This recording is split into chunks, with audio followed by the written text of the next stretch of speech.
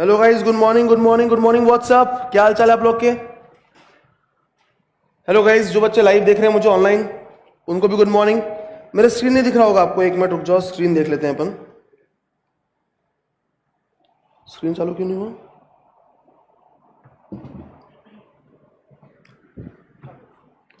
चलो ना।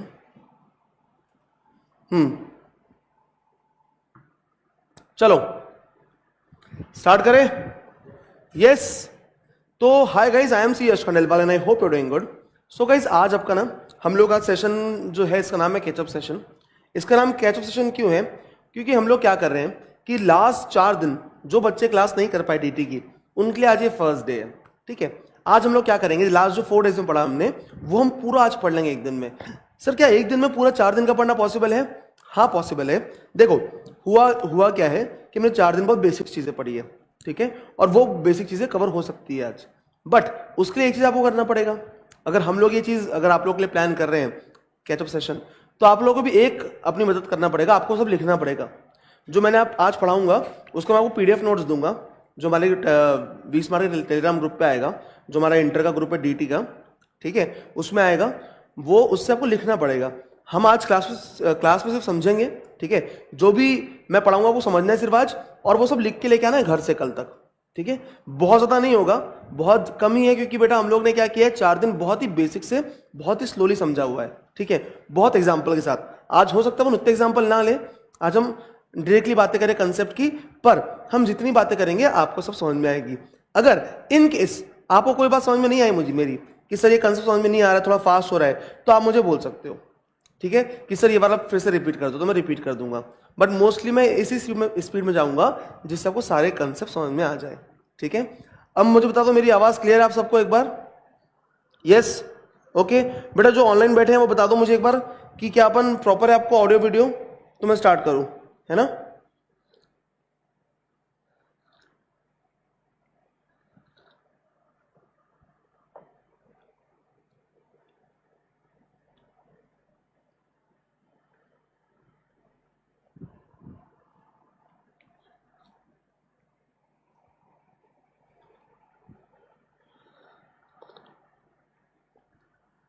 जो बच्चे यूट्यूब बैठे बेटा मुझे क्लियर कर दो एक बार।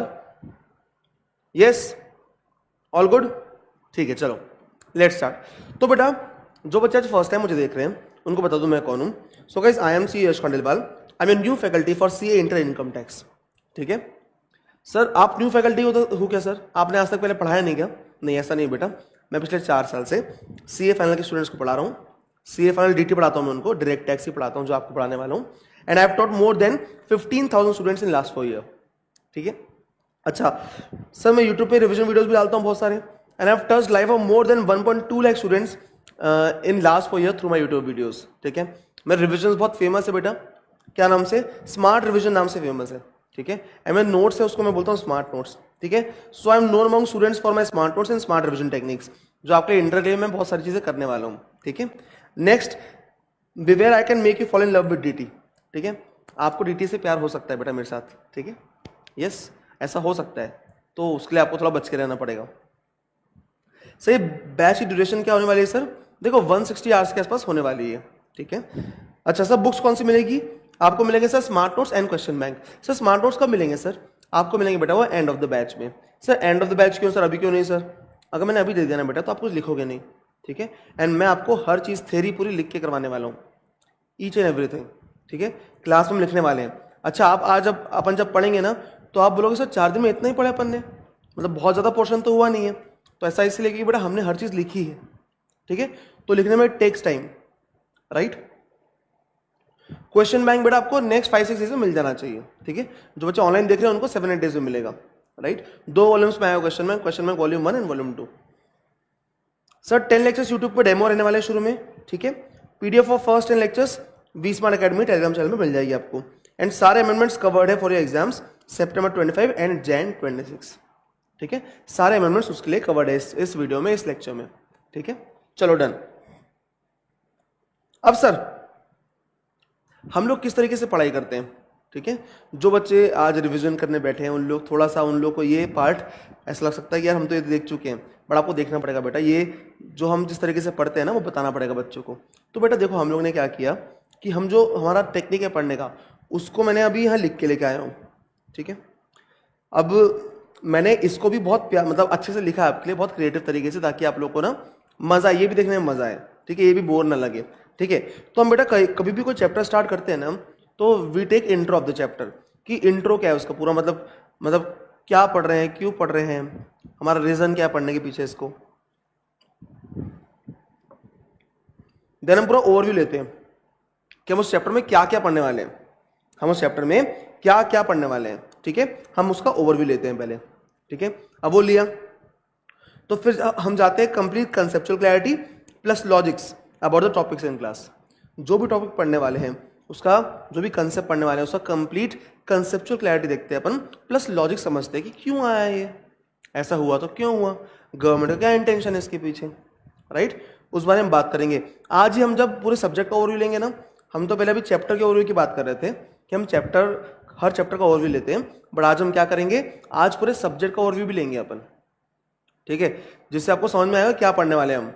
जो बच्चे भी 4 दिन से पढ़ रहे हैं ना उनको चैप्टर्स के नाम भी याद हो गए अपन क्या पढ़ने वाले हैं, कि हम 3 बार रिवाइज कर चुके हैं, ठीक है। या 2-3 बच्चे बैठे हैं उनको चैप्टर के नाम भी याद हो गए कि अपन ये सब पढ़ने वाले हैं, ठीक है। तो ये बहुत अच्छा होता है कि हमको अगर स्कोप पता है ना कितना पढ़ना है तो हमारे लिए बहुत आसान होता है चीजें कवर करने में, ठीक है। अब आज हम जब वो ओवरव्यू देखने वाले हैं ना उसमें विल अंडरस्टैंड कि अपन किस लॉजिक पे बात करते हैं, ठीक है, और कंसेप्चुअल क्लैरिटी कैसी प्रोवाइड करने वाले हैं हम, ठीक है। उसमें कुछ 2-3 लॉजिक बताऊंगा मैं आपको। अच्छा, इसके बाद हम लोग सारे कंसेप्ट क्लास में लिख लेंगे sir, will write all concept in class only, ठीक है। और स्मार्ट नोट्स आपको एंड में मिलने वाले हैं। सर सारे क्वेश्चन क्लास में सॉल्व होने वाले हैं क्या? Yes, we will solve all the questions in the class itself. Sir questions कौन से करने वाले हैं हम लोग? आईसीएस स्टडी मटेरियल जो होता है आपका वो, plus RTPs, plus MTPs, plus past papers, मई 18 से लेके अभी तक पूरे, ठीक है। अच्छा, ऐसा भी होता है बेटा कि बहुत सारे क्वेश्चन जो आपके एग्जाम क्वेश्चन है ना वो रिपीट होते हैं, मतलब स्टडी मैट में दिख जाते हैं वो, तो जहां भी रिपीटेटिव है हमने कट कर दिया है बेटा, एंड वहां पे रेफरेंस दे दिया कि कौन से एग्जाम में आया है, तो आपको क्वेश्चन सॉल्व करते हुए पता रहेगा कि ये इस एग्जाम में आया हुआ है, उससे क्या कॉन्फिडेंस बढ़ता है। अच्छा, अपना क्वेश्चन में कलर्ड है बेटा, ठीक है। All the keywords to be highlighted in red, है ना। इसके अलावा अपन सर जो भी क्वेश्चन सॉल्व करेंगे ना, हम हर चैप्टर के बाद ना कुछ ट्रिकी पॉइंट्स लिखते हैं, ठीक है। फर्स्ट चैप्टर में शायद इतने ट्रिकी पॉइंट्स ना आए, फर्स्ट चैप्टर तो टेक्स्ट रेट्स बेसिक चैप्टर है, बट नेक्स्ट चैप्टर से हम ट्रिकी पॉइंट्स लिखते हैं। ट्रिकी पॉइंट्स क्या होते हैं सर, कि जो भी चैप्टर में ऐसा लगता है कि अपने को कि यार ये पॉइंट जो है, मतलब ये काफ़ी अलग पॉइंट्स है, ठीक है, इस पॉइंट पर ऐसे परेशान कर सकता है, तो उनको बोलते हैं हम ट्रिकी पॉइंट्स, ठीक है। अच्छा सर, रिविजन्स की बात करते हैं, ठीक है। तो रिवीजन कैसे होने वाले हैं सर? तो देखो, आपको डेली प्रैक्टिस क्वेश्चन होमवर्क जैसे दिया जाएगा, जैसे हम क्वेश्चन स्टार्ट करेंगे, क्वेश्चन स्टार्ट किया नहीं बेटा हम लोग ने अभी, ठीक है, बेसिक चल रहा है, जैसे क्वेश्चन स्टार्ट होगा ना आपको रोज एक डेली प्रैक्टिस क्वेश्चन होमवर्क में दिया जाएगा, ठीक है। अच्छा सर, रिविजन कैसे कैसे करते हैं हम लोग? तो एक 15 मिनट एंड में होगा, स्टार्टिंग 15 मिनट रिविजन होता है, और ऑडियो रिविजन मिलेगा आपको for revision at home, okay. अच्छा सर, डाउट सपोर्ट कैसे होगा सर? क्लास में करेंगे सर, जो आप पूछ सकते हो क्लास में पूछ सकते हो मुझसे। Daily at the end for face to face students, face to face students में के लिए डेली एट द एंड में रुकता हूँ यहाँ पे आधे घंटे, पिछले 4 दिन से रुकता हूँ मैं, ठीक है। एंड वीकली जूम सेशंस होंगे सर फॉर ऑनलाइन स्टूडेंट्स, ठीक है। अच्छा सर, टेस्ट कैसे होंगे सर? चैप्टर वाइज टेस्ट होंगे और 2 फुल कोर्स टेस्ट होंगे, जो ऑल इंडिया रैंकर्स इवेल्युएट करेंगे, और चेक मुझसे आप क्या करा सकते हो, मुझसे आप रिव्यू करा सकते हो उसका, ठीक है। सर जितने भी टैक्स रेट्स और लिमिट्स है वो हम लोग क्लास में ही लर्न कर लेंगे, ठीक है। जो भी चीजें याद करने की ना क्लास में याद कर लेंगे।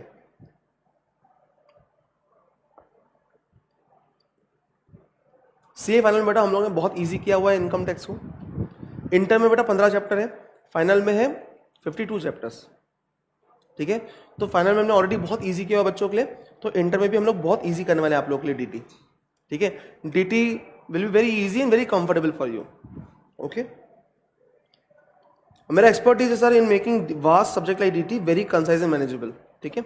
बहुत कंसाइज, बहुत मैनेजेबल बना देता हूं मैं डीटी को, यही एक्सपर्टीज है मेरा, वही हम लोग यहाँ पे यूज करने वाले हैं, आपके लिए करने वाला हूँ, एंड आप वो देखोगे थोड़े टाइम में। इवन आप देखना आज अपने 4 दिन में जो पढ़े हम लोग 1.5 घंटे में पढ़ेंगे आज, and you will not feel कि बहुत फास्ट चल रहा है, आपको लगेगा बहुत आराम से चल रहा है, स्लो चल रहा है, ठीक है। आपको कहीं भी ऐसा फील नहीं होगा बहुत फास्ट चल रहा है, ठीक है। किसी को फील हुआ तो बता देना मुझे, बट मैं बता रहा हूँ फील नहीं होगा, हर चीज समझेगी आपको, ठीक है। Sir what after class, class बाद क्या होगा सर, भूल जाओगे क्या? अरे ऐसे कैसे, नहीं भूलेंगे यार तुमको, ठीक है। आपको यूट्यूब रिविजन सपोर्ट मिलेगा till the end, weekly zoom out session होगा, एंड लास्ट डे मैराथन्स होंगे, ठीक है। चलो ये बातें तो हो गई सर, ये थोड़ा सा बताना जरूरी था क्योंकि बहुत सारे बच्चे आज फर्स्ट टाइम मुझे देख रहे हैं, ठीक है।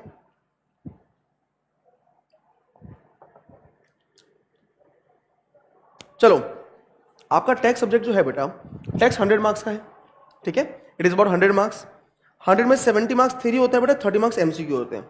70 marks theory, 30 marks MCQ. Paper 3 आपका ये सी इंटर का। अब सर इसमें पार्ट ए होता है income tax and part B होता है जीएसटी, दोनों बेटा 50-50 मार्क्स के होते हैं, ठीक है। Part A 50 marks income tax, part B 50 marks GST. अब सर इनकम टैक्स में 35 मार्क्स की थ्योरी आती है एंड 15 मार्क्स के एमसीक्यू आते हैं। वैसे ही पार्ट बी जीएसटी में 35 मार्क्स थ्योरी, 15 मार्क्स एमसीक्यूज, ठीक है। मतलब 30 मार्क्स के एमसीक्यू से थोड़ा उसमें आधा आधा बांटा हुआ है। ऐसा कभी नहीं होगा कि 20 मार्क्स के एमसीक्यू डीटी के आ गए, 10 मार्क्स जीएसटी का आ गया, या ऐसा कभी नहीं होगा 20 मार्क्स जीएसटी आ गया, 10 मार्क्स डीटी आ गया, ऐसा नहीं। 15 marks DT MCQs, 15 marks GST MCQs, ठीक है। और थ्योरी भी इक्वली डिस्ट्रीब्यूटेड है, ठीक है। अच्छा इसमें क्वेश्चन 1 to 4 रहेगा डीटी का, इनकम टैक्स का, एंड क्वेश्चन 5 to 8 रहेगा जीएसटी का, राइट। सब फर्स्ट क्वेश्चन कंपल्सरी रहेगा 15 मार्क्स का इसमें, और इसमें क्वेश्चन 5 कंपल्सरी रहेगा। मतलब दोनों में एक क्वेश्चन कंपल्सरी होता है जो करना पड़ता है, ठीक है, ओके। अभी क्वेश्चन 1 क्या आता है सर, तो आपको समझाऊंगा मैं थोड़ी देर में वो चीज़, ठीक है। अभी जब अपन चैप्टर्स की बात करेंगे ना तब समझाऊंगा आपको कि कौन सा क्वेश्चन आपका कंपल्सरी आता है। अच्छा सर टैक्स होता क्या है सर, व्हाट इज टैक्स, ठीक है। तो सबसे पहला सवाल आया सर टैक्स क्या होता है सर, टैक्स क्यों लगाते हैं हम, टैक्स क्यों भरना पड़ता है हमको, ठीक है। तो यार अब तुम लोग मान लो मेरे पास तुम्हारी मैं गवर्नमेंट हूँ, ठीक है, मैं हूँ गवर्नमेंट। तुम लोग आए मेरे पास अपनी प्रॉब्लम्स लेके, ठीक है। तुमने बोले सर हमारा रोड नहीं है सर, ठीक है, हमारा रोड नहीं है, ठीक है। अब मैंने बोला चलो मेरे पास पैसे तो पड़े हैं बहुत सारे, मैंने कमाए थे पैसे, कहाँ से कमाए थे, मैंने कुछ चीज़ें मतलब मेरी गवर्नमेंट कंपनी से वहाँ से पैसे कमाए थे, चलो रोड नहीं तुम्हारे पास, ये लो पैसे रखो, ये पैसे तुमको दे दिया मैंने, ठीक है। एक बच्चा आया मेरे पास, दूसरा बच्चा आया, बोला सर हमारे पास ना सर क्या बोलते हैं, हमारे यहाँ पानी नहीं आ रहा है सर। मैं बोला ये लो पैसे, पानी लेके आ जाना, ठीक है, पैसे और दे दो तुमको, ठीक है। एक बच्चा आया, बोला सर मेरे पास गर्लफ्रेंड नहीं है सर, मैं क्या करूँ। मैं चल तू भी रख ले पैसे, पर तेरा कुछ नहीं हो सकता ठीक है। तो गवर्नमेंट अभी तक क्या करे, जेब से पैसे दे रही है, गवर्नमेंट क्या करे, जेब से पैसे दे रही है। अब गवर्नमेंट ने पूरे पैसे दे दिए जब जेब से, ठीक है, तो गवर्नमेंट को समझ में आया कि यार हमारे पास तो पैसे खत्म हो गए, पैसे खत्म मेरे पास। ऐसे तुमको अगर मैं जेब से पैसे खर्चा करूंगा तुम्हारे लिए, प्रॉब्लम्स किसकी है, तुम्हारी प्रॉब्लम्स है ना, बोलो, ठीक है। उसके लिए मैं अगर जेब से पैसे खर्चा करूंगा तो ऐसे कब तक चलेगा। अगर तुमको अच्छी सर्विस देना है, अगर तुमको इस सोसाइटी में जीना है, ठीक है, तो तुमको कुछ खर्चा करना पड़ेगा ना, ठीक है, ओके। तो मैं क्या करूंगा, अब मैं बोलूंगा भाई चलो तुम्हारी प्रॉब्लम सॉल्व करना है ना, तो पैसे तुम भरो, ठीक है। अब मैं इससे पूछूं कितने पैसे कमाता है, तू ये बोलता है मैं सर 1 लाख रुपए कमाता हूं, तो मैं बोला तू 10,000 रुपए दे मुझे। इससे पूछूं तू कितने पैसे कमाता है, बोलेगा सर मैं 2 लाख रुपए कमाता हूं, मैं बोलूंगा तू भाई 20,000 रुपए दे, ठीक है। तुमसे पूछूं तुम कितने पैसे कमाते, तुम बोलोगे सर 5 लाख, मैं तुमसे बोलूंगा 50,000 रुपए दो मुझे, ठीक है, ठीक है। उससे पूछा, उसने बोला सर मैं तो एक भी पैसे नहीं कमा रहा सर, पैसे बहुत कम कमा रहा हूं, मेरी कमाई नहीं है, मैं बोलूंगा तू पैसे मत दे। उससे पूछा, उसने बोला सर मैं 10,000 रुपए कमाता हूं बस, मैं बोला तेरी कमाई काफी कम है, तू पैसे मत दे, ठीक है। तो तुम समझो मैंने क्या किया तुमसे, तुम्हारे साथ, कि जो लोग पैसे कमा रहे हैं उनसे पैसे मांगा कि भाई तुम पैसे दो, ठीक है। तुमको रहना है सोसाइटी में रहना है ना, है कि नहीं, फैसिलिटीज चाहिए, मतलब तुमको रोड चाहिए, हॉस्पिटल चाहिए, स्कूल चाहिए, है ना, पानी चाहिए, चाहिए कि नहीं चाहिए, चलो पैसे भरो फिर, तुम पैसे कमा रहे हो ना, पैसे भरो। तो तुमसे मैं जो ले रहा हूं वो क्या ले रहा हूं, जो पैसा ले रहा हूं इसको हम क्या बोलते हैं, टैक्स बोलते हैं। क्या बोलते हैं बेटा, टैक्स बोलते हैं, राइट। टैक्स को लोग बर्डन समझते हैं, पर टैक्स बर्डन नहीं है। टैक्स बेसिकली क्या है? Cost of living in the society. क्या है बेटा टैक्स? जोर से बोलो फिर से एक बार। Cost of living in the society. Tax is not a burden यार, it is just cost of living in the society. बात समझे? ठीक है। अब सर टैक्स कौन लेवी करता है सर? कोई भी, जैसे मैं आया, मैं गवर्नमेंट, अगर मैं गवर्नमेंट हूँ, ठीक है, अभी वी स्मार्ट अकेडमी आई, वी स्मार्ट अकेडमी आपसे क्या टैक्स ले सकती है? क्या आपसे लेवी कर सकती है क्या? वी स्मार्ट टैक्स ऐसा कर सकते हैं क्या? सबको अथॉरिटी नहीं होती टैक्स कलेक्ट करने की। Taxes are levied by government to meet the common welfare expenditure of the society. Sir levied मतलब क्या होता है सर? चार्ज्ड। लेविड मतलब, तो गवर्नमेंट आपसे, आप पे टैक्स लेवी कर रही है, मतलब गवर्नमेंट आप पे टैक्स चार्ज कर रही है, आपके ऊपर टैक्स लगा रही है गवर्नमेंट। तो टैक्स कौन लगाता है बेटा? गवर्नमेंट लगाती है। कौन लगाता है? कोई भी ऐसे कोई भी नहीं लगा सकता कि भाई मैं लगा, कल के दिन मैं खड़ा हो गया बोलूंगा तो मुझे चलो टैक्स भरो, यस टैक्स भरो, ऐसा थोड़ी होगा।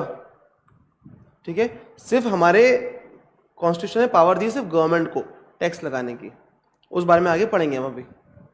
ठीक है, ये बात समझी? तो टैक्स क्या है सर? बेसिकली टैक्स क्या है? Cost of living in the society. Tax क्या है बेटा? ठीक है। अब सर मैंने क्या हुआ, मैंने तुमसे पैसे मांगा, ठीक है, तुमको दिक्कतें थी, मैंने पैसे मांगा तुमसे, ठीक है, ओके, बट इधर अमन, अमन अमन इधर भाई, तू भी आ जा इधर।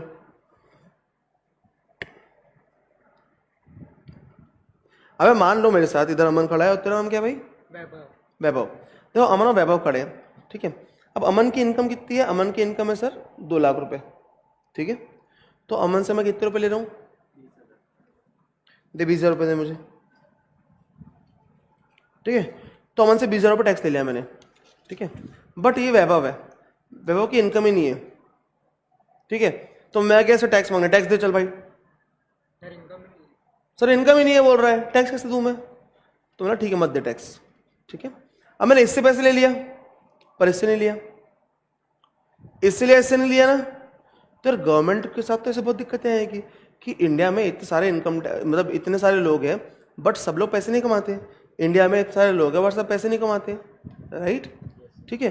तो गवर्नमेंट सबसे पैसे, मतलब गवर्नमेंट को तो रेवेन्यू बहुत कम होगा फिर इनकम टैक्स से। गवर्नमेंट को जरूरतें पूरी करनी है, गवर्नमेंट को 140 करोड़ लोगों की जरूरतें पूरी करनी है, बरोबर, यस। पर गवर्नमेंट सबसे टैक्स ले ही नहीं पा रही है। गवर्नमेंट उनसे ही पैसे ले पा रही है जो टैक्स, जो अच्छी कमाई कर रहा है, जो अच्छी कमाई कर रहा है उससे गवर्नमेंट टैक्स ले पा रही है, ठीक है। अच्छा, मैंने इससे जो टैक्स लिया इसको क्या बोलेंगे हम? Direct tax. मैंने क्या किया, इससे पूछा तो इनकम कितनी कमा रहा है? 2 लाख रुपए, चल 20,000 रुपए दे मुझे। ये क्या है बेटा? क्या है ये? क्योंकि मैंने और इन लोग से बोला था मैंने कि तुम कितने पैसे कमा रहे हो, चलो पैसे दो। जो जितने पैसे कमा रहा है उस पे हमने बोले कि भाई तेरी कमाई पे हम टैक्स लेंगे, तेरी कमाई पे हम टैक्स लेंगे। इसको हम क्या बोलते हैं? जो पैसे तुमने कमाए उसमें से हमको टैक्स दे दो, इसको हम डायरेक्ट टैक्स या फिर इनकम टैक्स बोलते हैं। अब यार आप खुद बताओ, आप लोग खुद यहाँ बैठे हो अभी, आप बताओ यार इनकम टैक्स तो ऐसे में बहुत कम कलेक्शन होगा कि बहुत लोग तो पैसे कमाते ही नहीं है। और हमारे इंडिया में ऐसा बोलते हैं हम लोग कि देखो अगर आप एक लेवल के ऊपर इनकम कमाओगे तो ये आपसे हम इनकम टैक्स लेंगे। अगर आप जैसे 3 लाख रुपए से कम कमाओगे साल भर में तो आपसे टैक्स लिया नहीं जाएगा। नॉर्मली ये रूल है हमारे इधर, ठीक है, राइट, ओके। तो यार ऐसे में मुझे बताओ आप कि यार हम लोग के पास डायरेक्ट टैक्स का जो रेवेन्यू आएगा बहुत ही कम आएगा। अब मुझे क्या करना है? अब मुझे ना ऐसा कुछ करना पड़ेगा कि भाई मुझे सबसे टैक्स चाहिए, सबसे चाहिए टैक्स मुझे। तो मैं क्या करूँगा? मैं दिमाग लगाऊँ क्या करें क्या करें क्या करें। तो हमने ना एक चीज़ इंट्रोड्यूस की, जीएसटी। हमने बोला यार देखो सब लोग जो भी खाएंगे पिएंगे, जो भी खरीदेंगे, जो भी गुड्स खरीदेंगे, जो सर्विस अवेल करेंगे, सब पे जीएसटी पे करना पड़ेगा उनको। सब पे क्या करना पड़ेगा? जीएसटी पे करना पड़ेगा। तो अब इधर भाई एक मिनट, ठीक है। अभी जो ये अपना अमन है ये क्या? शॉपकीपर है, ठीक है, शॉपकीपर है। तो इधर आ, तो अंदर आ जा थोड़ा, ठीक है। अब ये दोनों सामान लेने आए इसके घर, इसकी दुकान पे। ये तेरा नाम क्या है भाई? कार्तिक। कार्तिक और वैभव की कोई कमाई नहीं है, मतलब इनसे हम इनकम टैक्स नहीं ले पाते, इनसे हम इनकम टैक्स नहीं कलेक्ट कर पाते क्योंकि कमाई बहुत कम है इनकी, ठीक है। अब ये इसी दुकान में दूध लेने आए, ठीक है, एक लेना है दूध, एक लेना है दही, ठीक है। चल लो भाई दूध दही लो, पकड़ तू पकड़, ले दूध ले, 100 रुपये का लेना, दूध लेना, हाँ ले लिया। चल दही दे दो 200 का, चलो 100 का दही दे दो, ठीक है। अच्छा अब इसे 100 रुपये का दूध और दही ले लिया इन दोनों ने। अब ये क्या बोलेगा इनको कि हमको भाई जीएसटी भर, चलो 18 रुपये जीएसटी भरो, चलो 18 रुपये जीएसटी दो उसको, 18 रुपये जीएसटी, 18 रुपये जीएसटी दे, ठीक है। अब ये बोलेंगे हम नहीं देंगे, ये क्या बोलेगा, नहीं मेरा पैसा नहीं, ये गवर्नमेंट को देना पड़ता है, ठीक है, मैं नहीं मांग रहा हूँ, मैं नहीं रख रहा हूँ, ये गवर्नमेंट को देना पड़ता है, ठीक है। अब इसने क्या किया, इन लोगों से इनको दूध बेचा, दही बेचा, ठीक है, उस पर 18 रुपये जीएसटी कलेक्ट कर लिया इन लोगों से, ठीक है। अब ये 18 रुपये जीएसटी क्या करेगा, मैं गवर्नमेंट हूँ, दे दे मुझे, तो जीएसटी मेरे को दे दिया। अब मुझे बताओ, मुझे इन दोनों से इनकम टैक्स मिल पाया था क्या? क्योंकि कमाई कम है इनकी, क्योंकि कमाई कम है, बट फिर भी इन लोगों से मैंने जीएसटी तो कलेक्ट कर लिया। क्या डायरेक्टली किया मैंने इन लोगों से जीएसटी कवर? डायरेक्टली किया क्या? मैंने कैसे किया? इनडायरेक्टली किया, इनडायरेक्टली किया ना, बरोबर। तो इसलिए जीएसटी को हम क्या बोलते हैं, इनडायरेक्ट टैक्स, क्योंकि मैं डायरेक्टली जाकर कलेक्ट नहीं कर रहा हूं इनसे, मेरे बिहाफ पे जो भी गुड्स और सर्विस बेच रहा है वो कलेक्ट कर रहा है, मुझे दे रहा है। इनकम टैक्स में कैसे कलेक्ट कर रहा था? डायरेक्टली। मैंने इसको बोला, तू तेरी, अब जैसे इसकी 200 रुपये इनकम मान लो, 2 लाख रुपए इनकम मान लो, इसकी 2 लाख रुपए इनकम है, ठीक है। मैं बोला चल 20,000 रुपये दे मुझे, चल 20,000 रुपये दे, ये 20,000 दे दिया उसने। तो ये क्या किया इसने मुझे? ये डायरेक्टली दिया, ये इनकम टैक्स पे किया उसने मुझे अपनी इनकम पे जो कमाई हुई। पर जीएसटी इसने क्या किया? लोगों से लिया, मुझे दे दिया। जीएसटी क्या किया इसने बेटा? लोगों से लिया, मुझे दे दिया। तो जीएसटी क्या है बेटा? क्या है, जल्दी बोलो? इनडायरेक्ट टैक्स, बरोबर।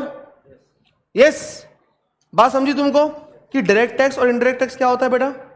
ठीक है, चलो जाओ, बैठ जाओ बेटा, है ना। थोड़ा सा आपको एग्जांपल समझ में आया होगा कि हम किस बारे में बात कर रहे थे।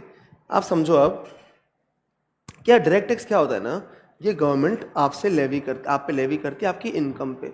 आपको बोलती भाई कि आपने जितनी इनकम कमाए ना, उस इनकम से अपने जेब से निकाल के मुझे इनकम टैक्स दो। इसको हम डायरेक्ट टैक्स या फिर इनकम टैक्स बोलते हैं, ठीक है, ओके। इनडायरेक्ट टैक्स क्या होता है? गवर्नमेंट आपसे डायरेक्टली नहीं लेगी, गवर्नमेंट किसी के थ्रू आपसे लेगी। आप कुछ भी गुड्स सर्विस खरीदते हो आज के दिन में, आपको हर जगह जीएसटी लगता है बेटा, लगता ही नहीं लगता है, बरोबर। आप कैफे में कॉफी पीने जा रहे हो, वहां भी जीएसटी लग रहा है आपको। आप नॉर्मल एक दूध का पैकेट लेने भी जाओगे तो आपको जीएसटी लगता है उसमें। आप बोलोगे सर हम तो जीएसटी एक्स्ट्रा पे करते हैं नहीं, हम तो जैसे 20 रुपये का दूध पैकेट आया तो वो लेके आते हैं। बेटा 20 रुपये क्या होता है पता है? उसमें जीएसटी इंक्लूडेड रहता है, उसमें 19 रुपये 18 रुपये क्या है उसका प्राइस है, पर 1-2 रुपये क्या है जीएसटी उस पर, समझे। तो आपसे 20 रुपये ले रहे हैं ना, तो आपको, आप देखना कई जगह जहां भी आप जाते हो वहां पे अमाउंट लिखा होता है और इंक्लूसिव ऑफ टैक्सेस लिखा होता है।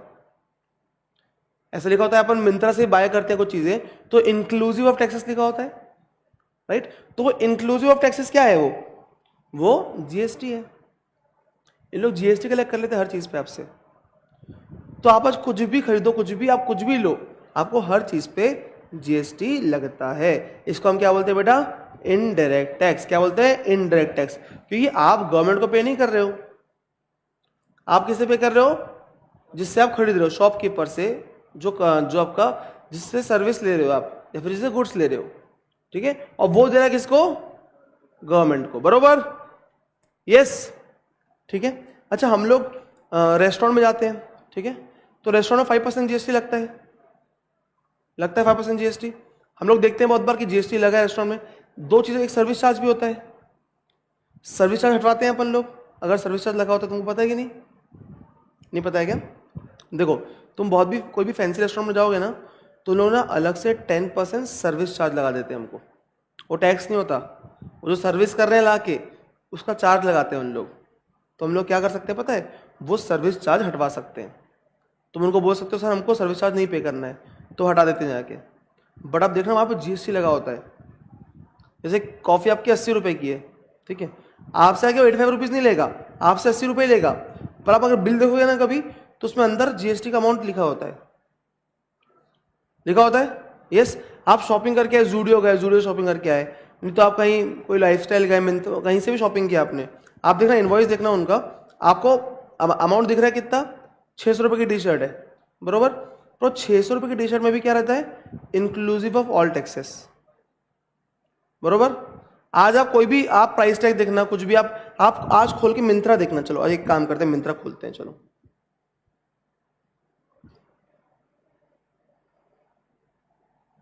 ठीक है,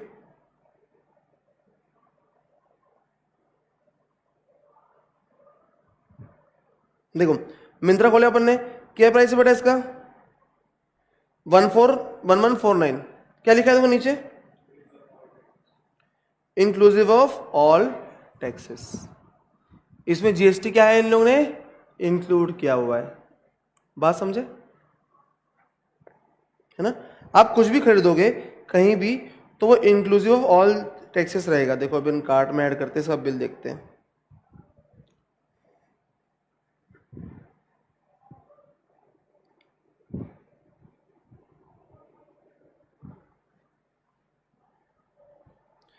ना दिखा भी नहीं रहा है यहाँ पे, ये दिखा भी नहीं रहा है कितना आपका जीएसटी है, ठीक है।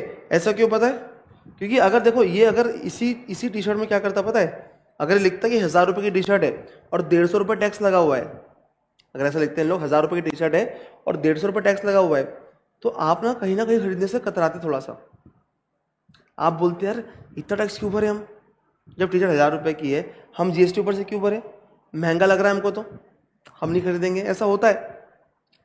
इसलिए बहुत जगह पे आप अगर चॉकलेट खरीदते हो 10 रुपये की चॉकलेट, उसमें भी क्या है, जीएसटी इंक्लूसिव है, ठीक है। तो आप लोगों को पता भी नहीं और आप टैक्स भरे जा रहे हो, ठीक है, ये होता है जीएसटी। चलो तो बेटा अपन ने डायरेक्ट और इनडायरेक्ट टैक्स का डिफरेंस समझे। डायरेक्ट टैक्स क्या होता है बेटा, it is levied on the income और वेल्थ ऑफ अ पर्सन, मतलब जो इंसान की इनकम या वेल्थ है उस पर हम लेवी कर ले रहे हैं, जिस भी इंसान की इनकम या वेल्थ है उस पर हम लेवी कर ले, उससे पैसे ले रहे, तेरी इनकम है ना भाई, तू पैसे भर, ठीक है। जिसकी इनकम नहीं उससे पैसे नहीं ले पाएंगे अपन, सिंपल। सर इनडायरेक्ट टैक्स क्या होता है, it is levied on the price of good और सर्विस, गुड या सर्विस के प्राइस पे हम लगाते हैं, ठीक है। सर लेवी करना मतलब क्या होता है, चार्ज करना, टैक्स लगाना, टैक्स एकदम आसान भाषा में टैक्स लगाना, उसको हम क्या बोलते हैं बेटा, लेवी करना बोलते हैं, बात समझे आप लोग, यस। अच्छा sir, the burden of direct tax can not be shifted to another person. अब देखो भाई इनकम इसने कमाया तो इसे टैक्स, इसको टैक्स भरना पड़ेगा, ठीक है। तुमने इनकम कमाई, तुमको टैक्स भरना पड़ेगा, ठीक है। तुम किसी और से ले सकते हो क्या टैक्स, ये नहीं, तुम्हारी इनकम थी उसमें टैक्स तुमको भरना पड़ेगा। बट इनडायरेक्ट टैक्स में क्या होता है, क्या इनडायरेक्ट टैक्स इसने भरा तो इसने अपने जेब से भरा क्या, अभी ये अपना शॉपकीपर था बेटा, जो ऑनलाइन वाले बच्चे सुनो, ये शॉपकीपर जो था अपना, क्या उसने अपने जेब से इनडायरेक्ट टैक्स भरा, उसने क्या किया, उसने इनडायरेक्ट टैक्स किसी और से लिया और हमको दे दिया, ठीक है। तो ये क्या कर सकता है, अपना इंसिडेंस पास कर सकता है इनडायरेक्ट टैक्स का, जीएसटी का ये जो बर्डन है वो पास कर सकता है क्या, ठीक है। उसने बर्डन किस पे पास हुआ था, कस्टमर्स पे, कस्टमर से लिया गवर्नमेंट को दे दिया, ऐसे लिया ऐसे दे दिया, बरोबर, खुद कुछ नहीं भरा जेब से। जैसे आपने यहाँ 20 में क्लास लगाए, आपने फीस भरी होगी, तो फीस आपने अगर देखी होगी तो वहाँ पे लिखा होता 12,000 प्लस जीएसटी, 13,000 प्लस जीएसटी, तो आपसे जीएसटी अलग से क्यों ले रही है V Smart Academy, V Smart कमाई करना है आपसे क्या जीएसटी की, नहीं, वी स्मार्ट क्या करेगी, हमारी फीस 13,000 है मान लो, 13,000 हम रखेंगे अपना, उसमें हमारा खर्च निकालेंगे, तो जीएसटी आपसे लिए हमने गवर्नमेंट को दे दिए, बरोबर, यस, बात समझी बेटा, ठीक है। तो इनडायरेक्ट टैक्स का बर्डन क्या होता है बेटा, ये हम शिफ्ट कर सकते हैं अनदर पर्सन। वी स्मार्ट ने क्या किया, जीएसटी का बर्डन आप पे शिफ्ट कर दिया, वी स्मार्ट जेब से जीएसटी भर रहा है क्या, नहीं। इवन कोई भी क्लासेस, जो भी आपके यहाँ पे क्लासेस लेते हैं, कोई भी क्लास लेते हैं, सब लोग क्या करते हैं बेटा, आपसे फीस प्लस जीएसटी लेते हैं, जीएसटी एक्स्ट्रा लेते हैं, क्योंकि जीएसटी हमको हमारा हम रखना नहीं है, हमको लेना है, गवर्नमेंट को देना है, ठीक है, डन। तो देखो, the person who is paying the tax to the government passes on the incidence to the another person. मेरे ऊपर टैक्स लगा ही नहीं, मैंने इंसिडेंस पास कर दिया तुम पे। मैं अगर वी स्मार्ट में हूं तो मैंने, मेरे ऊपर टैक्स लगा ही नहीं, मैंने इंसिडेंस पास कर दिया जीएसटी का तुम्हारे ऊपर, तुमको जीएसटी भरना पड़ रहा है, बरोबर। इनकम टैक्स में आसान भाषा में बोलूं तो जो पैसा कमाएगा उसको टैक्स पे करना पड़ेगा। जो पैसा कमाएगा उसको क्या करना पड़ेगा बेटा? टैक्स पे करना पड़ेगा। बट सर इनडायरेक्ट टैक्स में ऐसा कुछ नहीं है, सबको टैक्स देना पड़ेगा जब भी वो कोई भी गुड्स सर्विस खरीदेंगे। ठीक है, डन, ये बात समझी? ओके, यस बेटा, क्लियर है? ठीक है, ये जो नोट्स है बेटा ये आपको मैं पीडीएफ डाल दूंगा आज टेलीग्राम ग्रुप पे, सीए इंटर के वी स्मार्ट के, वहां से आप देख के लिख सकते हो। Okay, yes. अच्छा सर, हमारे यहाँ डायरेक्ट टैक्स इनडायरेक्ट टैक्स कितना कितना मतलब, डायरेक्ट टैक्स मतलब जो लोग, कितने लोग रिटर्न फाइल करते हैं पता तुमको? मतलब कितने लोग, जैसे इनकम टैक्स जो होता है ना, उसके लिए इनकम टैक्स रिटर्न फाइल होता है, तुमको पता है? इनकम टैक्स पे करने के लिए सुना है ऐसा कुछ? सुना है क्या कुछ कि इनकम टैक्स अगर पे करना है हमको तो हमको साल में आईटीआर फाइल करना पड़ता है, इनकम टैक्स रिटर्न? सुना है आप लोगों ने? तो हमारे इंडिया में कितना लोग रिटर्न फाइल करते होंगे सोचो आप? 2%। कितने मतलब टोटल लोग 140 करोड़ लोग हैं, तो 2% कितना हो गया? हाँ, 3 करोड़ ने ज़्यादा लोग पे करते हैं। सोचो और कितने लोग पे करते होंगे? देखो, आपको कुछ भी सोचना भी नहीं है इसमें, अपनी वेबसाइट है इनकम टैक्स की, वहाँ सब दिया होता है बेटा।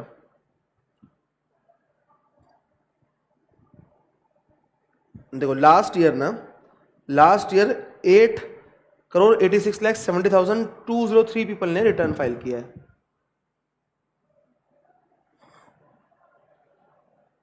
ठीक है, तो लोग कितने अपने 140 करोड़ पे कितने लोगों ने किया है? 8 करोड़ लोगों ने। आप बताओ कितने कम लोग रिटर्न फाइल करते हैं? इतने कम लोगों के सिर्फ रिटर्न फाइल करने से हम पूरा देश चला पाएंगे? नहीं चला पाएंगे। कैसे चला पाएंगे बताओ आप ही, है ना? अच्छा, पहली बात, ये तो 8 करोड़ लोग ने रिटर्न फाइल किया, बट इसमें से 6 करोड़ लोग क्या करते हैं पता है तुमको? जीरो रिटर्न फाइल करते हैं। जीरो रिटर्न मतलब क्या होता है? कोई टैक्स नहीं भरना पड़ता उनको। हमारे इंडिया में अगर आप ऐसा आपने सुने होंगे कि 7 लाख तक की इनकम पे कोई टैक्स नहीं भरना पड़ता। अभी 12 लाख कर दीजिए, आपने सुना होगा ना कि 12 लाख तक कोई टैक्स नहीं लगेगा, अभी बजट में आया, सुना आप लोगों ने? सुना ना?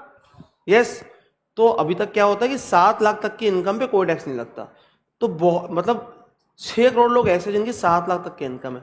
अब आप बताओ, सिर्फ 2-3 करोड़ लोग एक्चुअली टैक्स पे कर रहे हैं। इतने कम पैसे में गवर्नमेंट कैसे चलाएगी? नहीं चला सकती गवर्नमेंट, सिंपल बात है। इसलिए गवर्नमेंट ने इनडायरेक्ट टैक्स लेके आया ताकि हम हर लोग से, हर इंसान से टैक्स लें। अब कोई गरीब भी है, गरीब मतलब जो एकदम वो लोग है एकदम, मतलब एकदम गरीब, जो बेगर लोग है वो लोग भी जीएसटी भर रहे हैं।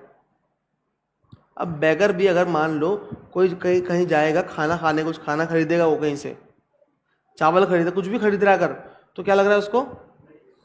जीएसटी लग रहा है। ठीक है, अब वो वाली शॉप्स होती है जो बीपीएल शॉप्स होती है ना, कौन सी गवर्नमेंट की, जहाँ 2 रुपये में चावल मिलता है, वहाँ जीएसटी नहीं भरना पड़ रहा बस। पर जैसे बाहर से कुछ खरीद रहा है कोई बैगर, ठीक है, तो उसको जीएसटी भरना पड़ता है। बात समझे? कोई भी कुछ भी खरीदे कोई दुकान से, कोई भी जगह से, तो जीएसटी भरना पड़ेगा, सिंपल बात ये है। चलो अच्छा सर, उस दिन मैंने आपको एक चीज मतलब यहाँ पे दिखाई थी एक चीज तुमको,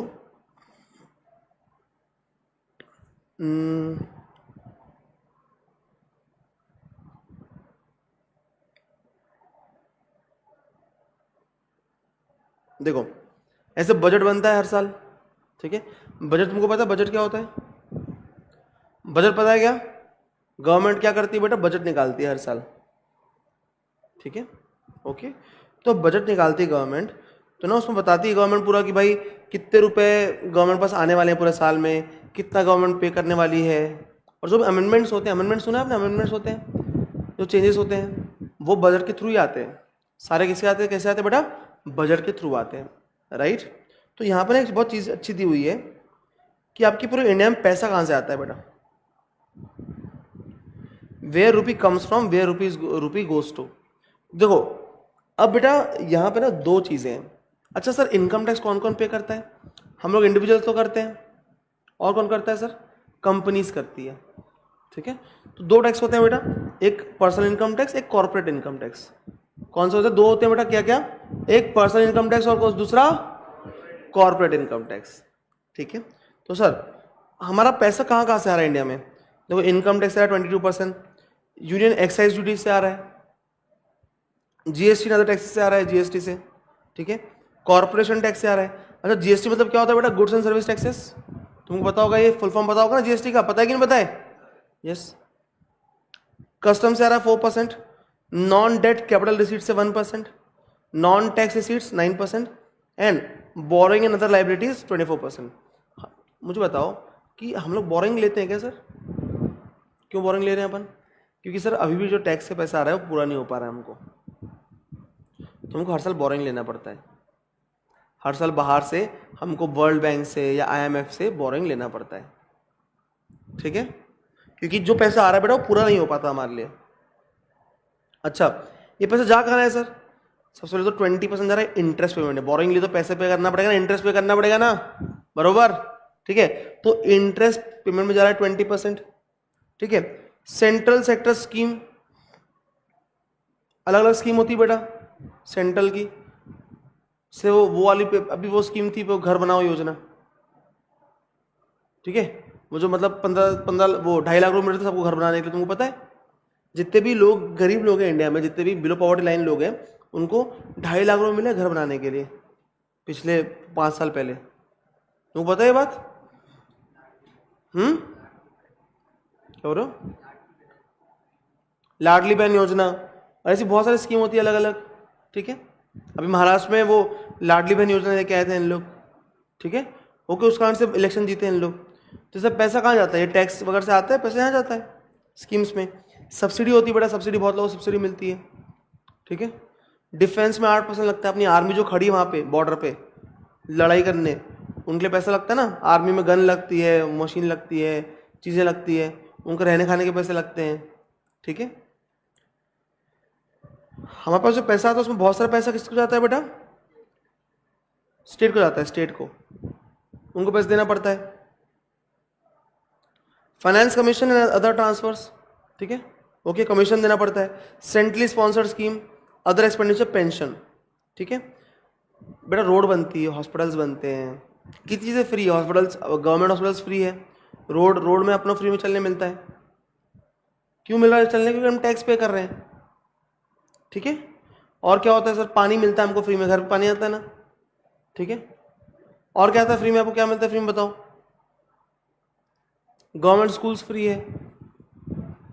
ठीक है, तो ये गवर्नमेंट इन सब का पैसा कहाँ से लेके आ रही है? गवर्नमेंट ये सब खर्चा यहाँ से लेके आ रही है पैसा, टैक्स वगैरह से, और जो पैसा लग रहा है एक्स्ट्रा बोरोइंग से, और वो यहाँ यूज कर रही है। ठीक है, अच्छा ये बात समझ गए आप लोग? ठीक है, अब मैंने आपको बताया था कि टैक्स लेवी कौन करता है सर? बताओ मुझे। गवर्नमेंट लेवी करती है, ये बताया था मैंने आपको। तो टैक्स गवर्नमेंट अगर लेवी कर रही है, अगर टैक्स गवर्नमेंट लेवी कर रही है, तो गवर्नमेंट को पावर कहाँ दिया हुआ है लेवी करने का? किसने पावर दिया गवर्नमेंट को? किसने? आवाज नहीं है मुझे, आवाज नहीं आ रही। वेरी गुड सर, गवर्नमेंट को पावर किसने दिया पता है? कॉन्स्टिट्यूशन ने, राइट। तो देखो, पावर टू लेवी टैक्सेस, मतलब टैक्स लगाने का पावर कहां से आया? तो टैक्स लगाने का पावर कॉन्स्टिट्यूशन ने दिया है। तो constitution of India in article 265 lays down that no tax shall be levied or collected except by authority of law।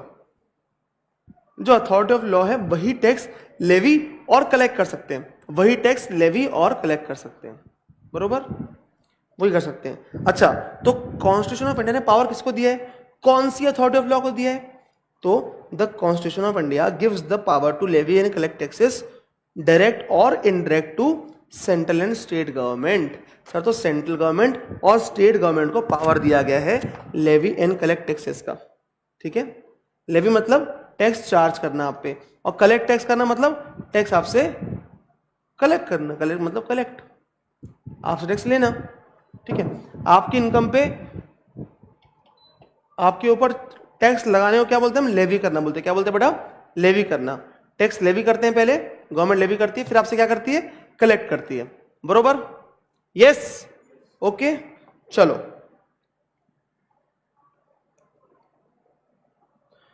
तो सर दोनों के पास पावर है, सेंट्रल गवर्नमेंट के पास भी और स्टेट गवर्नमेंट के पास भी, है ना? दोनों के पास पावर है, बरोबर? Yes, okay. तो sir the parliament and the state legislatures are empowered to make laws on matters given in the 7th schedule by virtue of article 246 of constitution of India, ठीक है। अब सर क्या होता है, एक बात समझना कि हम सेंट्रल गवर्नमेंट को क्या बोलते हैं बेटा? क्या बोलते हैं सेंट्रल गवर्नमेंट को? पार्लियामेंट बोलते हैं, बरोबर? यस। और स्टेट गवर्नमेंट को स्टेट लेजिस्लेचर, ठीक है। तो इन लोगों ने पावर कहां दिया हुआ है? देखो अलग अलग ना शेड्यूल्स होते हैं, ठीक है। कॉन्स्टिट्यूशन ऑफ इंडिया में बहुत सारे शेड्यूल्स हैं, ठीक है, और उसमें अलग अलग आर्टिकल होते हैं।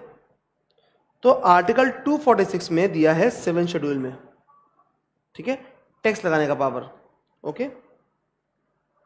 अब सर 246 आर्टिकल 246 में 7 शेड्यूल में फिर 3 लिस्ट बनी हुई है सर, 3 लिस्ट, ठीक है। अब तीनों लिस्ट में अलग अलग पावर दिए हुए हैं, ठीक है।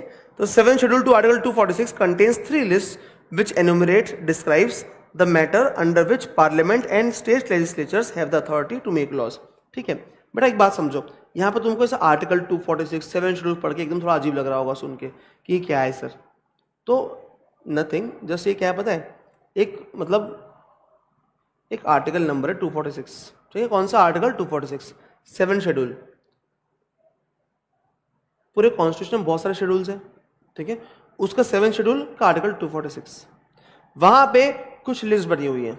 अब मुझे बताओ कि अगर गवर्नमेंट को मतलब कॉन्स्टिट्यूशन को गवर्नमेंट को पावर देना है, ठीक है, कि आपके पास पावर है, ये सब पावर्स है, तो उनको लिस्ट बना के देना पड़ेगा ना, लिस्ट बना के देना पड़ेगा ना। अब देखो जैसे अब मुझे गवर्नमेंट को बहुत सारी मतलब मैं कॉन्स्टिट्यूशन मान लो, आई एम द कॉन्स्टिट्यूशन, हमको गवर्नमेंट को बहुत सारी पावर्स देनी है, हमको गवर्नमेंट को बहुत सारी पावर्स देनी है, तो हम कैसे देंगे? हम एक लिस्ट बनाएंगे भाई, तो हम एक लिस्ट बनाएंगे और बोलेंगे गवर्नमेंट आपके पास ये पावर्स है, आपके पास क्या है? ये पावर्स है। ये हम किसको बोलेंगे? गवर्नमेंट को बोलेंगे, राइट? ओके। तो sir for the purpose of levy of taxes तीन लिस्ट बनी बेटा, यूनियन लिस्ट, स्टेट लिस्ट और कॉन्करेंट लिस्ट। देखो कुछ पावर्स हमने यूनियन को दिए हैं, मतलब स्टेट गवर्नमेंट सेंट्रल गवर्नमेंट को, कुछ पावर स्टेट गवर्नमेंट को दिए हैं और कुछ पावर दोनों कंबाइंड दिए हुए हैं, ठीक है। तो हमने 3 लिस्ट बनाए, ठीक है, हमको पावर देनी थी, तो हमने सेंट्रल गवर्नमेंट के लिए पहले बनाए यूनियन लिस्ट, कि एक यूनियन लिस्ट बनाएंगे हम, इसमें जो मैटर लिखे हुए हैं, इसमें जो मैटर लिखे हुए हैं उसमें लॉ बनाने का पावर किसके पास है? सेंट्रल गवर्नमेंट के पास। क्या बोला मैंने? इसमें जो मैटर लिखे हुए हैं उस पे लॉ बनाने का पावर किसके पास है बेटा? सेंट्रल गवर्नमेंट के पास, बरोबर? यस। अच्छा, दूसरी बात हमने स्टेट लिस्ट। मुझे बताओ स्टेट लिस्ट में जो मैटर लिखे हुए हैं, जो लिस्ट लिखी हुई है, उसमें लॉ बनाने का पावर किसके पास होगा? स्टेट गवर्नमेंट के पास। किसके पास? ऑब्वियस सी बात है। थर्ड बना concurrent list.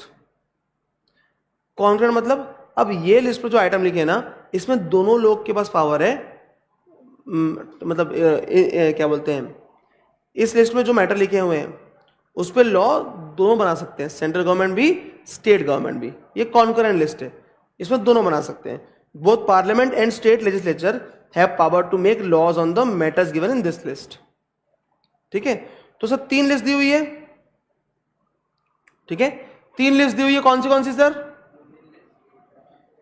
Union list, state list और कॉन्करेंट लिस्ट, ठीक है। आर्टिकल 246 7 शेड्यूल में क्या दिए? 3 लिस्ट दिए बेटा। कौन सी? Union list, state list, concurrent list.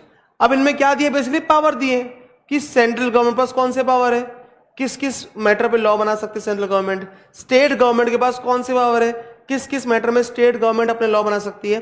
And concurrent list कि दोनों के पास कौन से कॉमन पावर्स है जिसपे उन लोग क्या बना सकते हैं? लॉज बना सकते हैं, बरोबर? बात समझी? यहां तक क्लियर है बेटा? ठीक है। अब सर ये इनकम टैक्स का पावर है, ये सेंट्रल गवर्नमेंट को कहां से आया? ठीक है, तो यूनियन लिस्ट से आया होगा, क्योंकि इनकम टैक्स कौन लगाता है बेटा? सेंट्रल गवर्नमेंट लगाती है। स्टेट गवर्नमेंट लगाती है क्या? नहीं, सेंट्रल गवर्नमेंट इनकम टैक्स लगाती है आपको। तो सेंट्रल गवर्नमेंट को यूनियन लिस्ट में पावर किसने दी? कौन से नंबर की, मतलब कौन सी एंट्री ने दिया? तो इधर आओ, देखो आपको दिखाता हूं मैं यूनियन लिस्ट।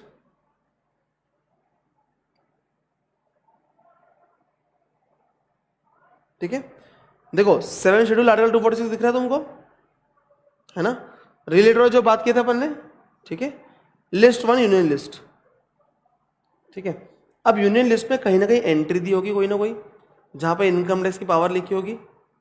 ठीक है, तो यहाँ पे अलग अलग चीजें लिखी हुई है, कौन सी पावर है हमारे पास जिस पे हम लॉ बना सकते हैं, मतलब सेंट्रल गवर्नमेंट के पास।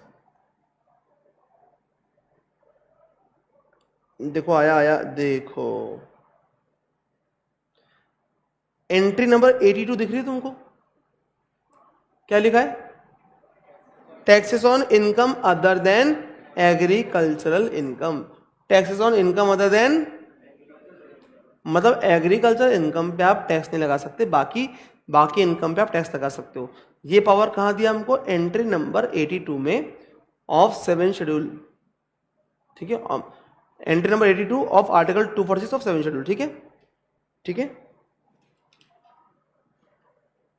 अब इधर आओ, entry number 82 of the union list, that is list 1 in the 7th schedule to article 246 has given power to make laws on taxes on income other than agricultural income।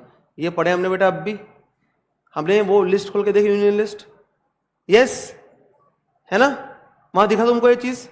दिखी नहीं दिखी? दिख गई? ठीक है, चलो। अच्छा सर, हम जो सब्जेक्ट पढ़ने वाले हैं वो हम क्या पढ़ने वाले हैं सर? ठीक है, तो आपको ये समझा बेटा कि, एक मिनट रुक जाओ,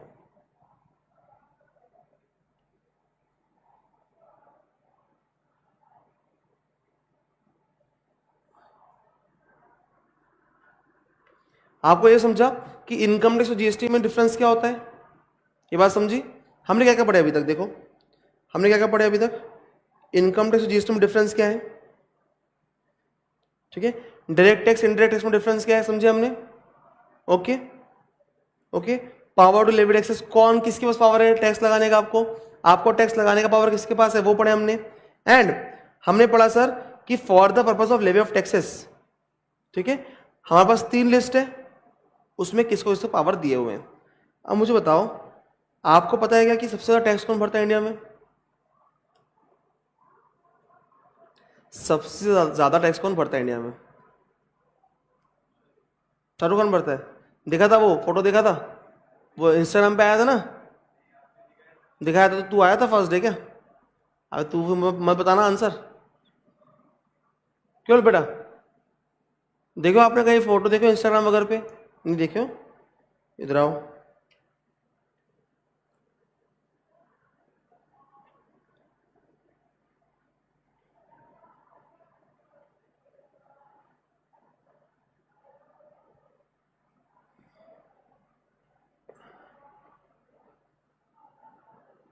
देखो दिख रहा है, शाहरुख खान 92 करोड़, थलापति विजय 80 करोड़, सलमान खान 75 करोड़, अमिताभ बच्चन 71 करोड़, विराट कोहली 66 करोड़, अजय देवगन बोलो जुमा केसरी 42 करोड़। ठीक है, तुम लोग मीम बनाते रह गए। ठीक है, एडिट करके तूने इमेज मेरा मीम बना दिया, मेहनत करके तेरे भाई ने पूरा ड्रीम बना दिया। ठीक है, और 42 करोड़ टैक्स भर रहा भाई जुबान केसरी करके, बताओ 42 करोड़, देख रहे हो? ठीक है, तो सब लोग के नाम दिए हुए हैं, राइट?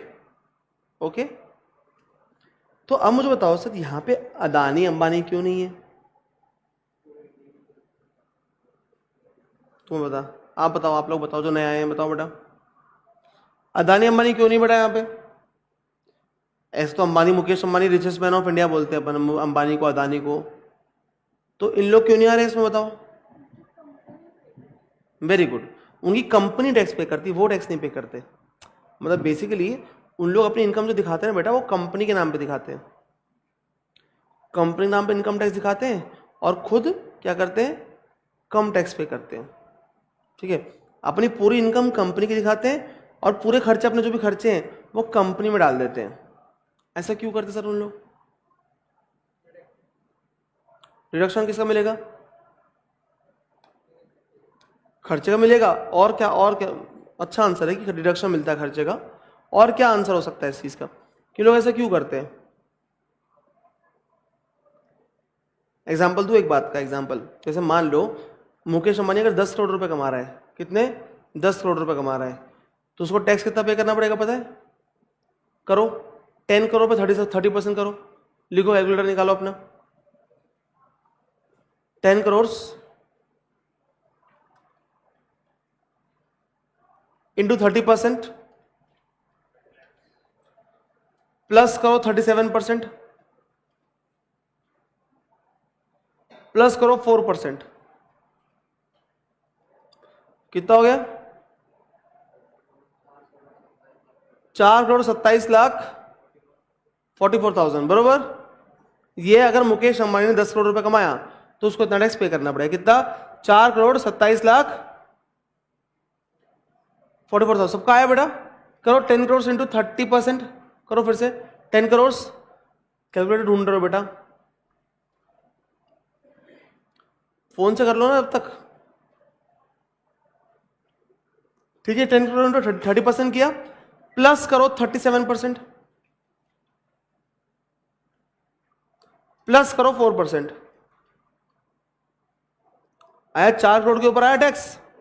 ठीक है, अब लिखो फिर से लिखो, मतलब ऑन, मतलब वो कर लो, क्लियर कर दो। अब अगर मुकेश अंबानी की जगह रिलायंस कंपनी ने 10 करोड़ रुपए कमाई, ठीक है, उनको टैक्स कितना भरना पड़ेगा? तो लिखो 30 इंटू 30% करो, इंटू 12%, नहीं प्लस 12%। 10 करोड़ इंटू 30% किया, प्लस 12% करो, प्लस 4%, कितना आया? 3 करोड़ 49 लाख। डिफरेंस कितना आया? 50 लाख नहीं, ऑलमोस्ट 70 लाख का डिफरेंस आया, 78 लाख का डिफरेंस आया, है ना? तो सर इतना बड़ा डिफरेंस है सर। अगर एक इंडिविजुअल पे करता है तो उसको ज्यादा टैक्स पे करना पड़ता है, उसको ज्यादा टैक्स पे करना पड़ रहा है। पर अगर कंपनी कर रही है, वही रिलायंस कर रही है, तो उनको कम टैक्स पे करना पड़ता है। कॉर्पोरेट टैक्स कम है, सरचार्ज कम है उनका। सरचार्ज क्या होता है? टैक्स पे सरचार्ज लगता है जो हम अमीर लोगों से लेते हैं, जो 50 लाख 1 करोड़ से ऊपर इनकम कमाते हैं ना, 1 करोड़ 5 करोड़ से ऊपर, उनसे हम सरचार्ज लेते हैं। ठीक है, तो इंडिविजुअल लोग को सरचार्ज ज्यादा है, सरचार्ज कंपनी से कम है, राइट? इसलिए कंपनी को अल्टीमेटली टैक्स कम लगता है। अब ये तो आपने ये देख लिए, ठीक है। अब मुझे बताओ रिलायंस कंपनी कितना टैक्स भरती होगी?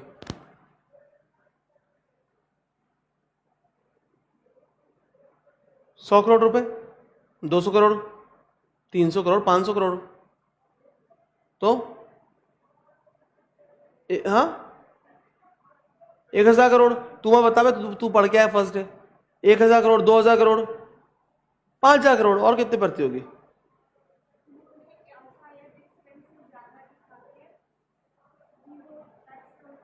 वो करते हैं बेटा, वो तो बहुत करते हैं, पर भी अब टैक्स पे करना पड़ता है उनको। ठीक है, highest tax pairs in India किया ना अपन ने, अब कंपनी करते हैं।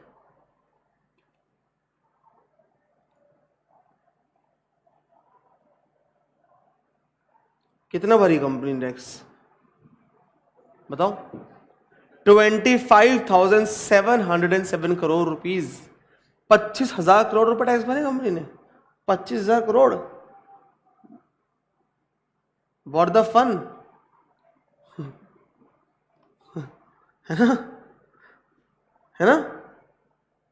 क्या फनी चीज है भाई ये? मतलब 25,000 करोड़ टैक्स। टाटा ने कितना भरी है? 15,000 करोड़ इन टैक्सेस। ठीक है, तो इतना टैक्स भरते हैं बेटा। वेदांता ने 12,000 करोड़, तो ये कंपनी इतना टैक्स भरती है। राइट, ओके, डन, ठीक है बेटा। तो आपको समझा ये बात है ना? एक मिनट। अच्छा सर, इनकम टैक्स में क्या पढ़ने वाले बेटा अपन? इनकम टैक्स अपन एक्ट पढ़ने वाले कि लॉ पढ़ने वाले हैं? आपका खोलो सीए इंटर का वो खोलो, आईसीआई का स्टडी मेट खोलो।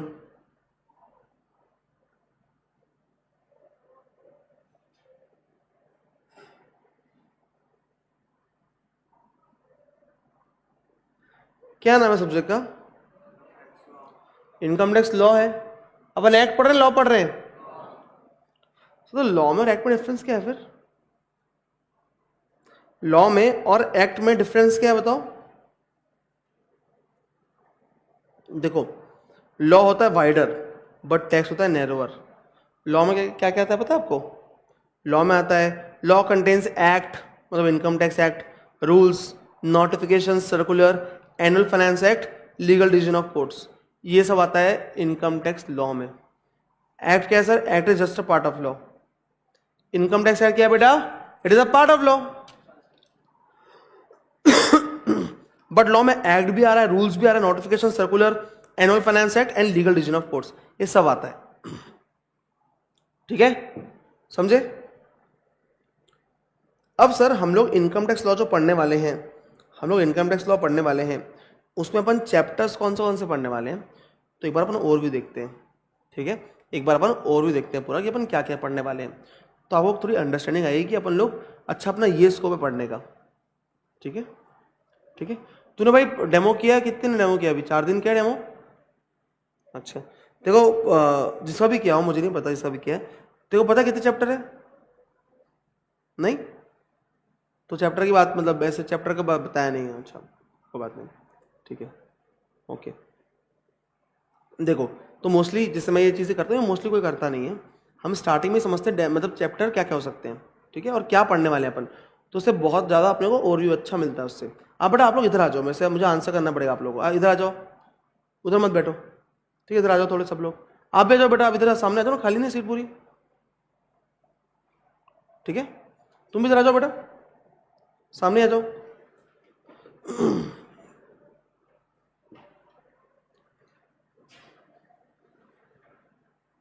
अच्छा मुझे बताओ एक बात, सिंपल सी बात बताओ, ठीक है, कि यार हम लोग चैप्टर पढ़ रहे हैं, अब तुम लोग तुम लोग को सीए इंटर का कोर्स बनाना है।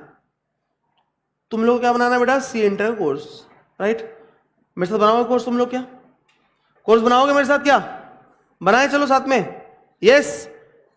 अब इनकम टैक्स में सबसे पहले हमको क्या समझना पड़ेगा सर, कि टैक्स क्या होता है, लॉ क्या होता है, रूल्स क्या होते हैं, नोटिफिकेशंस क्या है, सर्कुलर्स क्या है। बट थोड़ा इधर हट जा, सामने आ गया उनके एकदम, ठीक है। सर्कुलर क्या है, नोटिफिकेशन क्या है, अच्छा टैक्स रेट कितना लगता है, किसको कितना टैक्स रेट लगता है, सेस क्या होता है, सरचार्ज क्या होता है, ये सब पढ़ना पड़ेगा ना सबको यार, है ना? तो पहले अपन क्या पढ़ेंगे? बेसिक कंसेप्ट, जिसमें हम क्या पढ़ेंगे कि यार क्या टैक्स रेट्स लगने वाले हैं, क्या क्या मतलब इनकम टैक्स होता क्या है, डायरेक्ट टैक्स क्या होता है, इनडायरेक्ट टैक्स क्या होता है, एक्ट क्या होता है, लॉ क्या होता है, रूल क्या होते हैं, सब पढ़ेंगे हम लोग पहले फर्स्ट चैप्टर में, बेसिक कंसेप्ट में पढ़ लिया, ठीक है। अच्छा मुझे बताओ यार, इंडिया में आजकल बाहर से आना बहुत इजी है, बाहर के लोग आके इंडिया में बिजनेस कर सकते हैं क्या? वैसे ही इंडिया के लोग भी बाहर जाके बिजनेस कर रहे हैं, पैसे कमा रहे हैं बाहर जाके, ठीक है। तो यार जो लोग इंडिया के बाहर से इधर आए और यहाँ पे जैसे आईपीएल में प्लेयर्स खेलने आते हैं, ठीक है, विराट कोहली का फेवरेट प्लेयर कौन है? बेन स्टोक्स, ठीक है ना? तो बेन स्टोक्स इंडिया में आया और बेन स्टोक्स ने बहुत पैसा कमाया इंडिया में, तो यार उससे टैक्स लेना पड़ेगा ना हमको, लेना पड़ेगा कि नहीं लेना पड़ेगा? बताओ, लेंगे ना उनसे भी, राइट? तो हम लोग क्या बोलते हैं यार कि यार इससे पैसा तो लेना पड़ेगा, इससे टैक्स तो लेना पड़ेगा। अच्छा, तो हम लोग क्या करेंगे कि यार जो लोग इंडिया के बाहर से यहाँ पे आए या फिर इंडिया के बाहर जो लोग गए, अगर अपने इंडिया के लोग हैं और इंडिया के बाहर जाके पैसे कमा रहे हैं, तो उनसे पैसा लेंगे ना, अपन टैक्स लेंगे ना उनसे भी, ठीक है, क्योंकि हमारा इंडिया का इंसान है, वो बाहर से पैसे कमा रहा है वो, ठीक है। तो ऐसे हम लोग क्या बोलते हैं कि जो भी लोग बाहर से इंडिया में आए या फिर इंडिया से बाहर गए उनसे भी टैक्स देना पड़ेगा, ठीक है। तो इसलिए सेकंड चैप्टर में हम पढ़ते हैं residential status and scope of total income, कि कौन बंदा रेसिडेंट है, कौन बंदा रेसिडेंट नहीं है, मतलब नॉन रेसिडेंट है, और उनका कितनी इनकम पे हम टैक्स लेंगे, ये सब हम पढ़ते हैं रेसिडेंशियल स्टेटस में, ठीक है। अच्छा, आप लोग बताओ कि लोगों की किस किस मतलब कौन सी इनकम हो सकती है, आप पैसे कहाँ कहाँ से कमा सकते हो, बताओ। जो नए बच्चे हैं वो बताएंगे, चलो बताओ भाई, कौन सी हो सकती है, सैलरी हो सकती है, और बताओ भाई बताओ। हाँ, हाउस प्रॉपर्टी हो सकती है, मतलब रेंट की इनकम हो सकती है, और डिविडेंड की इनकम। तुम ऐसा मत बोलो, हेड मत बोलो मेरे से अभी, मेरे को इतना बताओ तुम पैसे कैसे कैसे कमा सकते हो, बोलो। बिजनेस से कमा सकते हो सर, जॉब करके सैलरी से कमा सकते हो, और हाँ इंटरेस्ट की इनकम कमा सकते हो, डिविडेंड की इनकम कमा सकते हो, और हाँ काहे से बेटा, पेंशन को बेटा सैलरी में आ जाती है, और बताओ और पैसे कैसे कमा सकते हो। हाँ, गैम्बलिंग से कमा सकते हो, वेरी गुड। और हाँ, सर्विस से मतलब कैसे,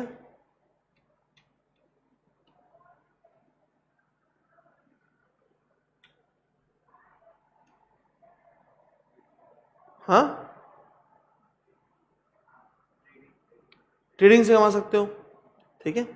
अच्छा, रेंट की इनकम कमा सकते हो, रेंट की इनकम, ठीक है। तुम कोई प्रॉपर्टी बेच के इनकम कमा सकते हो, प्रॉपर्टी, गोल्ड, लैंड बेच दिया, बिल्डिंग बेच दिया, ठीक है। तो ऐसे बेटा अलग अलग इनकम के हेड होते हैं कि हम 5 तरीके से इनकम कमा सकते हैं। पहले तो बिजनेस से कमा सकते हैं, ठीक है, बिजनेस एंड प्रोफेशन। हम सैलरी से कमा सकते हैं इनकम, ठीक है। अच्छा, हम लोग कमा सकते हैं बेटा हाउस प्रॉपर्टी से, जो रेंट से इनकम कमा सकते हैं। हमने हमारा घर रेंट पे दे दिया तो उसको हम क्या बोलते हैं, इनकम फ्रॉम हाउस प्रॉपर्टी। क्या बोलते हैं, इनकम फ्रॉम, बोलो मेरे साथ, हाउस प्रॉपर्टी। वो हमारी क्या हो गई बेटा, रेंटल इनकम हो गई, ठीक है। अच्छा सर, हम लोग ने बिल्डिंग बेच दिया, लैंड बेच दिया, गोल्ड बेच दिया, उससे इनकम आई, उसको क्या बोलते हैं हम लोग, कैपिटल गेन की इनकम। और लास्ट इनकम हम क्या बोलते हैं कि भाई डिविडेंड की इनकम, इंटरेस्ट की इनकम, गैम्बलिंग की इनकम, ये सब कहाँ जाएगी, इनकम फ्रॉम अदर सोर्सेस। कहाँ जाएगी बेटा, ये सब छोड़ के जो भी इनकम है ये इनकम फ्रॉम अदर सोर्सेस में जाएगी, ठीक है। अच्छा यार देखो, अब मैं अगर बहुत पैसे कमाने लग गया, ठीक है, जो मैं लग गया हूं, तो तो मुझे क्या करना है, मुझे अगर अपना टैक्स बचाना है तो मैं क्या ट्राई करूंगा कि मेरी वाइफ है उसके नाम पे मैं कुछ असेट ट्रांसफर कर दूंगा ताकि उसके रेंट की इनकम उसके नाम पे आए, ठीक है। मैं क्या ट्राई करूँगा, मेरी इनकम कहीं से आती है अगर इंटरेस्ट की इनकम, तो उसका नाम लिखवा दूँ वहाँ पे कि वो उसके हाथ में आए, कि उसकी इनकम आप बनते जाए। तो मैं क्या करूँगा कि मैं उसके नाम पर ट्रांसफर कर दूंगा ताकि टैक्स कम लगे हम लोग को, ताकि मिला के टैक्स कम लगे, ऐसा ट्राई कर सकता हूँ मैं। बट अगर आपने ऐसा किया तो डिपार्टमेंट पकड़ लेगा, डिपार्टमेंट बोलेगा भाई ये नहीं चलता, नो नो नो नो, ये नहीं चलेगा। डिपार्टमेंट ने पकड़ लिया अगर कि तुमने क्या किए हो, तुमने अपने टैक्स बचाने के लिए अपनी इनकम किसी और को ट्रांसफर किया हो, अपना एसेट किसी और को ट्रांसफर किया हो, तो डिपार्टमेंट क्या बोलेगा, नहीं भाई ये इनकम तुम्हारे इनकम में इंक्लूड होगी, ये इनकम क्या होगी, तुम्हारे इनकम में ही इंक्लूड होगी, ठीक है। तो हम क्या बोलते पता है इसको, income of other person included in assessees total income, income of other person included in assessees total income, बरोबर, ठीक है। अब सर ये एसएससी क्या होता है सर, तुमको पता है कि एसएससी क्या होता है, जो टैक्स पे कर, जिससे गवर्नमेंट को पैसा लेना है, जो टैक्स पेयर है उसको हम क्या बोलते हैं बेटा, उसको हम एसएससी बोलते हैं। क्या बोलते हैं, क्या बोलते हैं, जिससे हमको टैक्स लेने का है, मतलब गवर्नमेंट को जिससे भी टैक्स लेना है, गवर्नमेंट क्या बोलती है उसको, एसएससी बोलती है, ठीक है। तेरे को टैक्स लेना है गवर्नमेंट को, तू एसएससी बन गया, टैक्स लेना तू एसएससी बन गया। अब मान लो जैसे मैं तो एसएससी हूँ इनकम टैक्स का, क्योंकि मेरे को टैक्स पे करना पड़ता है साल भर में, और तुम टैक्स भरते हो क्या, अभी नहीं भरते टैक्स, तुम लोग असेसी हुए क्या? यू आर नॉट असेसी, आप असेसी नहीं हो, है ना? ठीक है, तो income of other person included in assessees total income, हमारी टोटल इनकम में किसी और पर्सन की इनकम इंक्लूड हुई। क्यों? क्योंकि हमने क्या किया था, हमने टैक्स सेव करने के लिए उसको इनकम ट्रांसफर की थी, उसको असेट ट्रांसफर किया था। मेरी बीवी को मैंने असेट ट्रांसफर किया था, बरोबर? यस। अच्छा मुझे बताओ कि यार बिजनेस में इनकम होती है, ठीक है, या फिर कैपिटल गेन में इनकम होती है, तो क्या लगता है हमको? टैक्स लगता है। तो अगर लॉस हो तो क्या? तो गवर्नमेंट अगर हमको टैक्स तो नहीं लगेगा लॉस पे, पर गवर्नमेंट हमारी अगर इनकम हो टैक्स लगा रही है, गवर्नमेंट हमारी इनकम हो टैक्स लगा रही है गवर्नमेंट, तो गवर्नमेंट को हमारे लॉस को भी तो अलाउ करना चाहिए।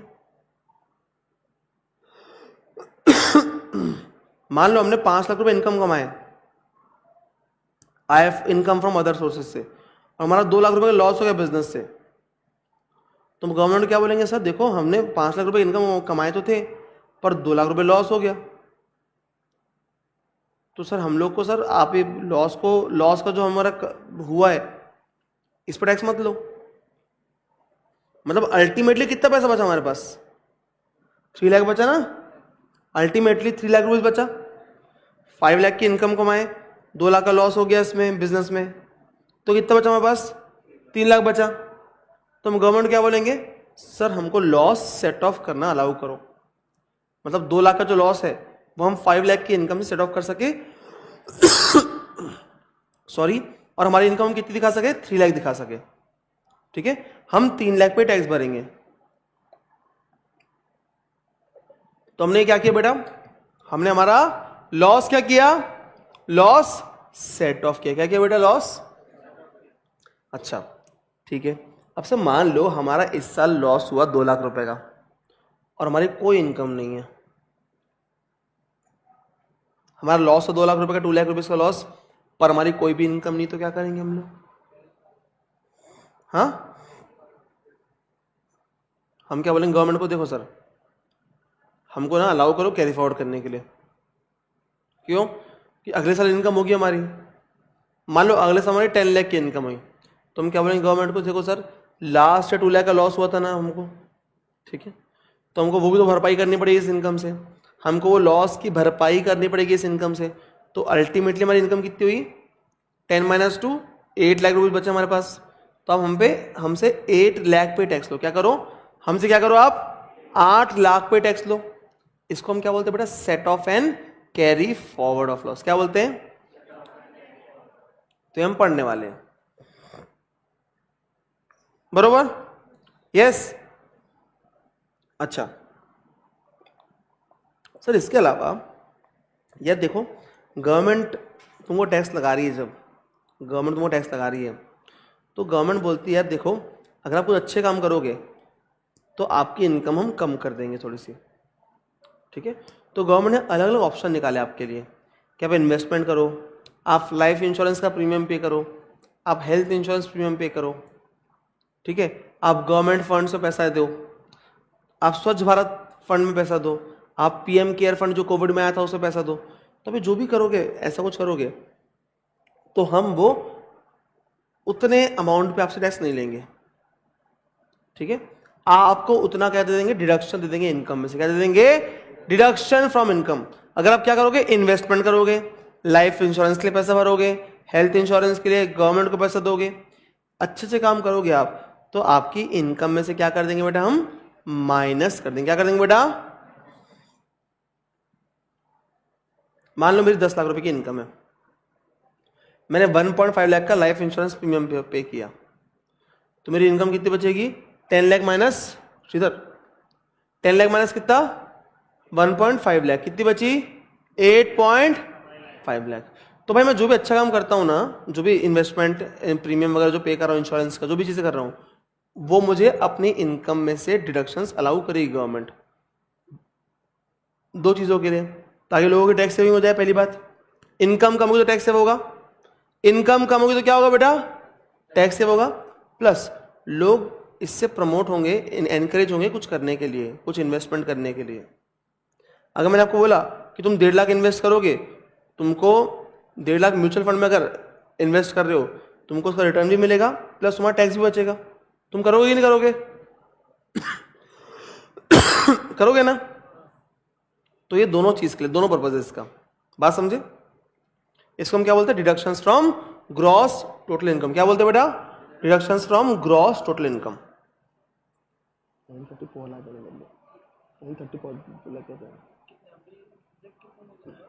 होगा, 9:30 लेके आना, जो करना है ना वैसे लेके आना, जो बोल देना। हाँ ठीक है, 10 रात भी लेके आना, ऐसा भी लेके आना।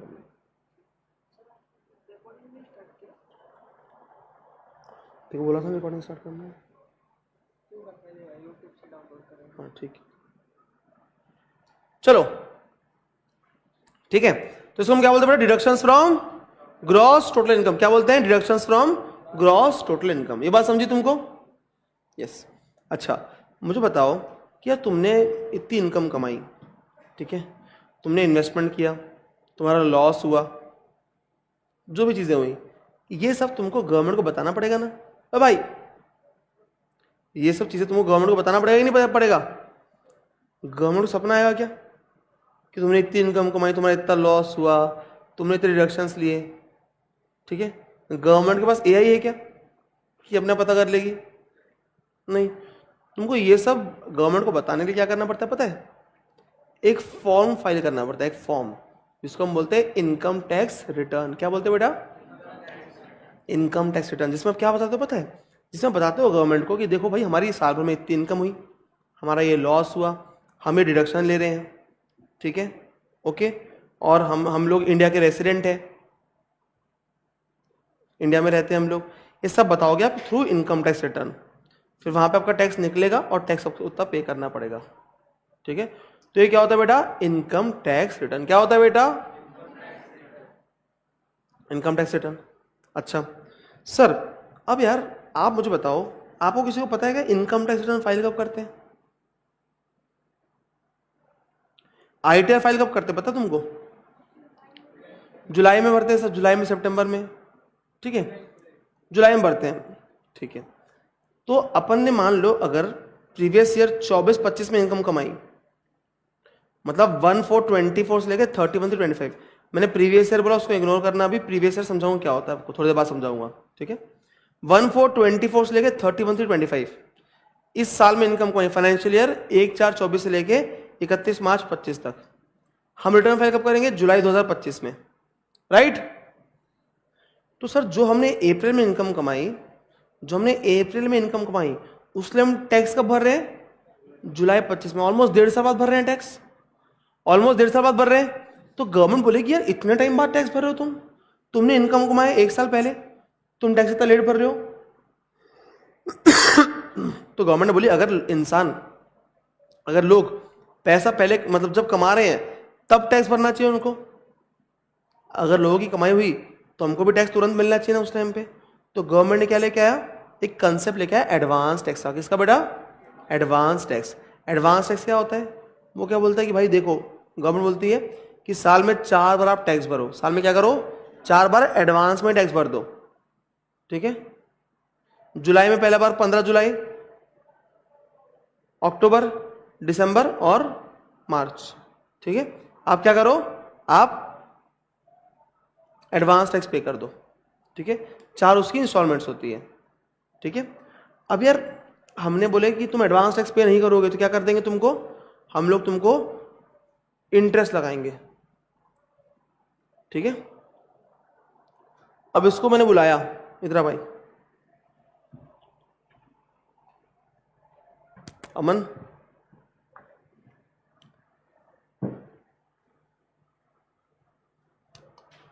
तो चल नहीं रहा है, इससे बताता हूँ, रुक जाओ, चालू कर दो ना। हो गया। हेलो हेलो, हुआ क्या? बोल के देख। हेलो, नहीं हुआ ना? हेलो, हो गया?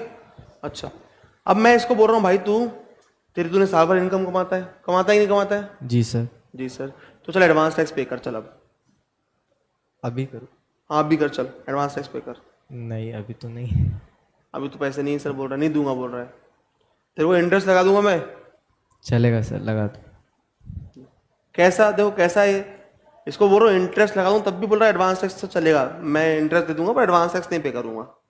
ठीक है, तो हमको कुछ ना कुछ तो करना पड़ेगा इसका। ठीक है, इसका हमको कुछ ना कुछ करना पड़ेगा। इसका रुको अभी अपन करते हैं कुछ। चल इधर रुक, इधर तू इधर रुक, तेरा कुछ ना कुछ करना पड़ेगा ना। तू आ भाई इधर आ, वैभव इधर आ।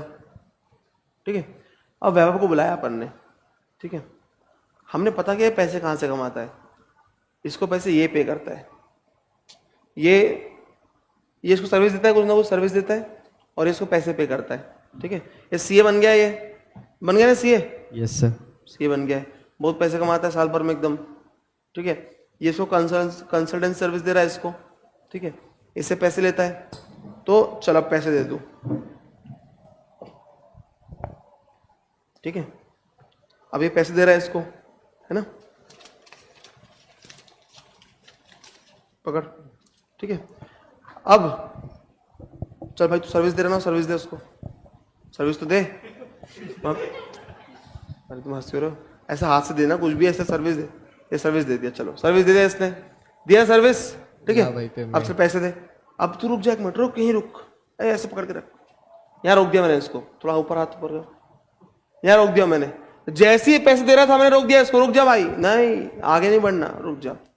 अब मैं इसको बोलूंगा सुन भाई एक काम कर, पकड़ काट दे इसका, इसका थोड़ा सा पैसा काट के इसको दे, टीडीएस काट ले। अभी बोलेगा तू मेरा टीडीएस को काट रहा है, बोलेगा तो मेरा टीडीएस क्यों काट रहा है? बोलना गवर्नमेंट ने बोला। गवर्नमेंट ने बोला इसलिए काट दिया।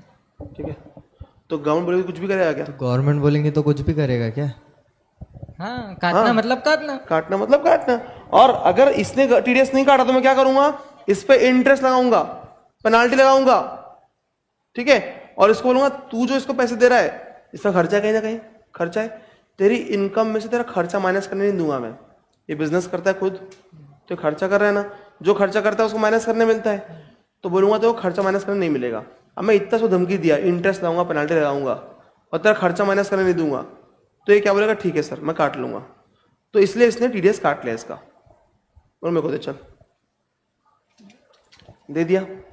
अब इसने जब पे किया तभी काट लिया, मुझे दे दिया ना। तो अब बताओ ये एडवांस टैक्स पे नहीं कर रहा था भाई, मैंने क्या किया, मैंने इसको बोला तू काट दे इसका, टैक्स डिडक्ट कर ले एट सोर्स। क्या कर ले, ये सोर्स है ना, ये क्या है, सोर्स है ना, तो इसने क्या कर लिया, टैक्स डिडक्ट कर लिया एट सोर्स, बरोबर। तो इसको हम क्या बोलते हैं, TDS tax deducted at source बोलते हैं। ठीक है, तो एडवांस टैक्स टीडीएस का कंसेप्ट ऐसे आया बेटा कि भाई हम लोग पैसे टैक्स पे नहीं करते थे, तो हमने सोर्स पे लगा दिया कि तू ही काट ले भाई और तू हमको दे दे, और इसके ऊपर पेनाल्टी इंटरेस्ट लगा दिया। इसको बोल दिया कि भाई तेरा हम एक्सपेंस को माइनस करने नहीं देंगे तेरी इनकम से, देखो हम तेरा एक्सपेंस तेरी इनकम से माइनस करने नहीं देंगे। तो बेचारा काटेगा कि नहीं काटेगा? काटेगा ना, सिंपल बात है।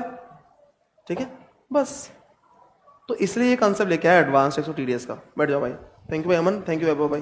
ठीक है, चलो बैठ जाओ।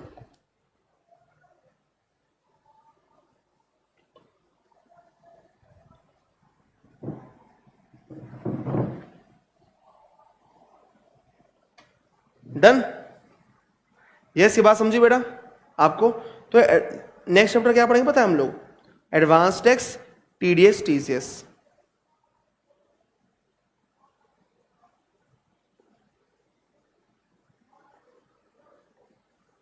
ओके, अब सर आप बताओ कि advance tax, TDS, TCS cut गया।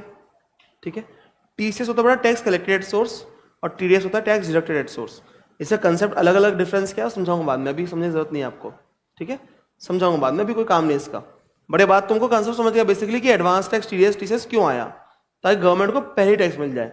अब गवर्नमेंट को अप्रैल में टैक्स मिल गया ना, पैसे ने कब कमाया, अमन ने अप्रैल में कमाया, और तभी गवर्नमेंट को क्या मिल गया, टैक्स मिल गया, बरोबर।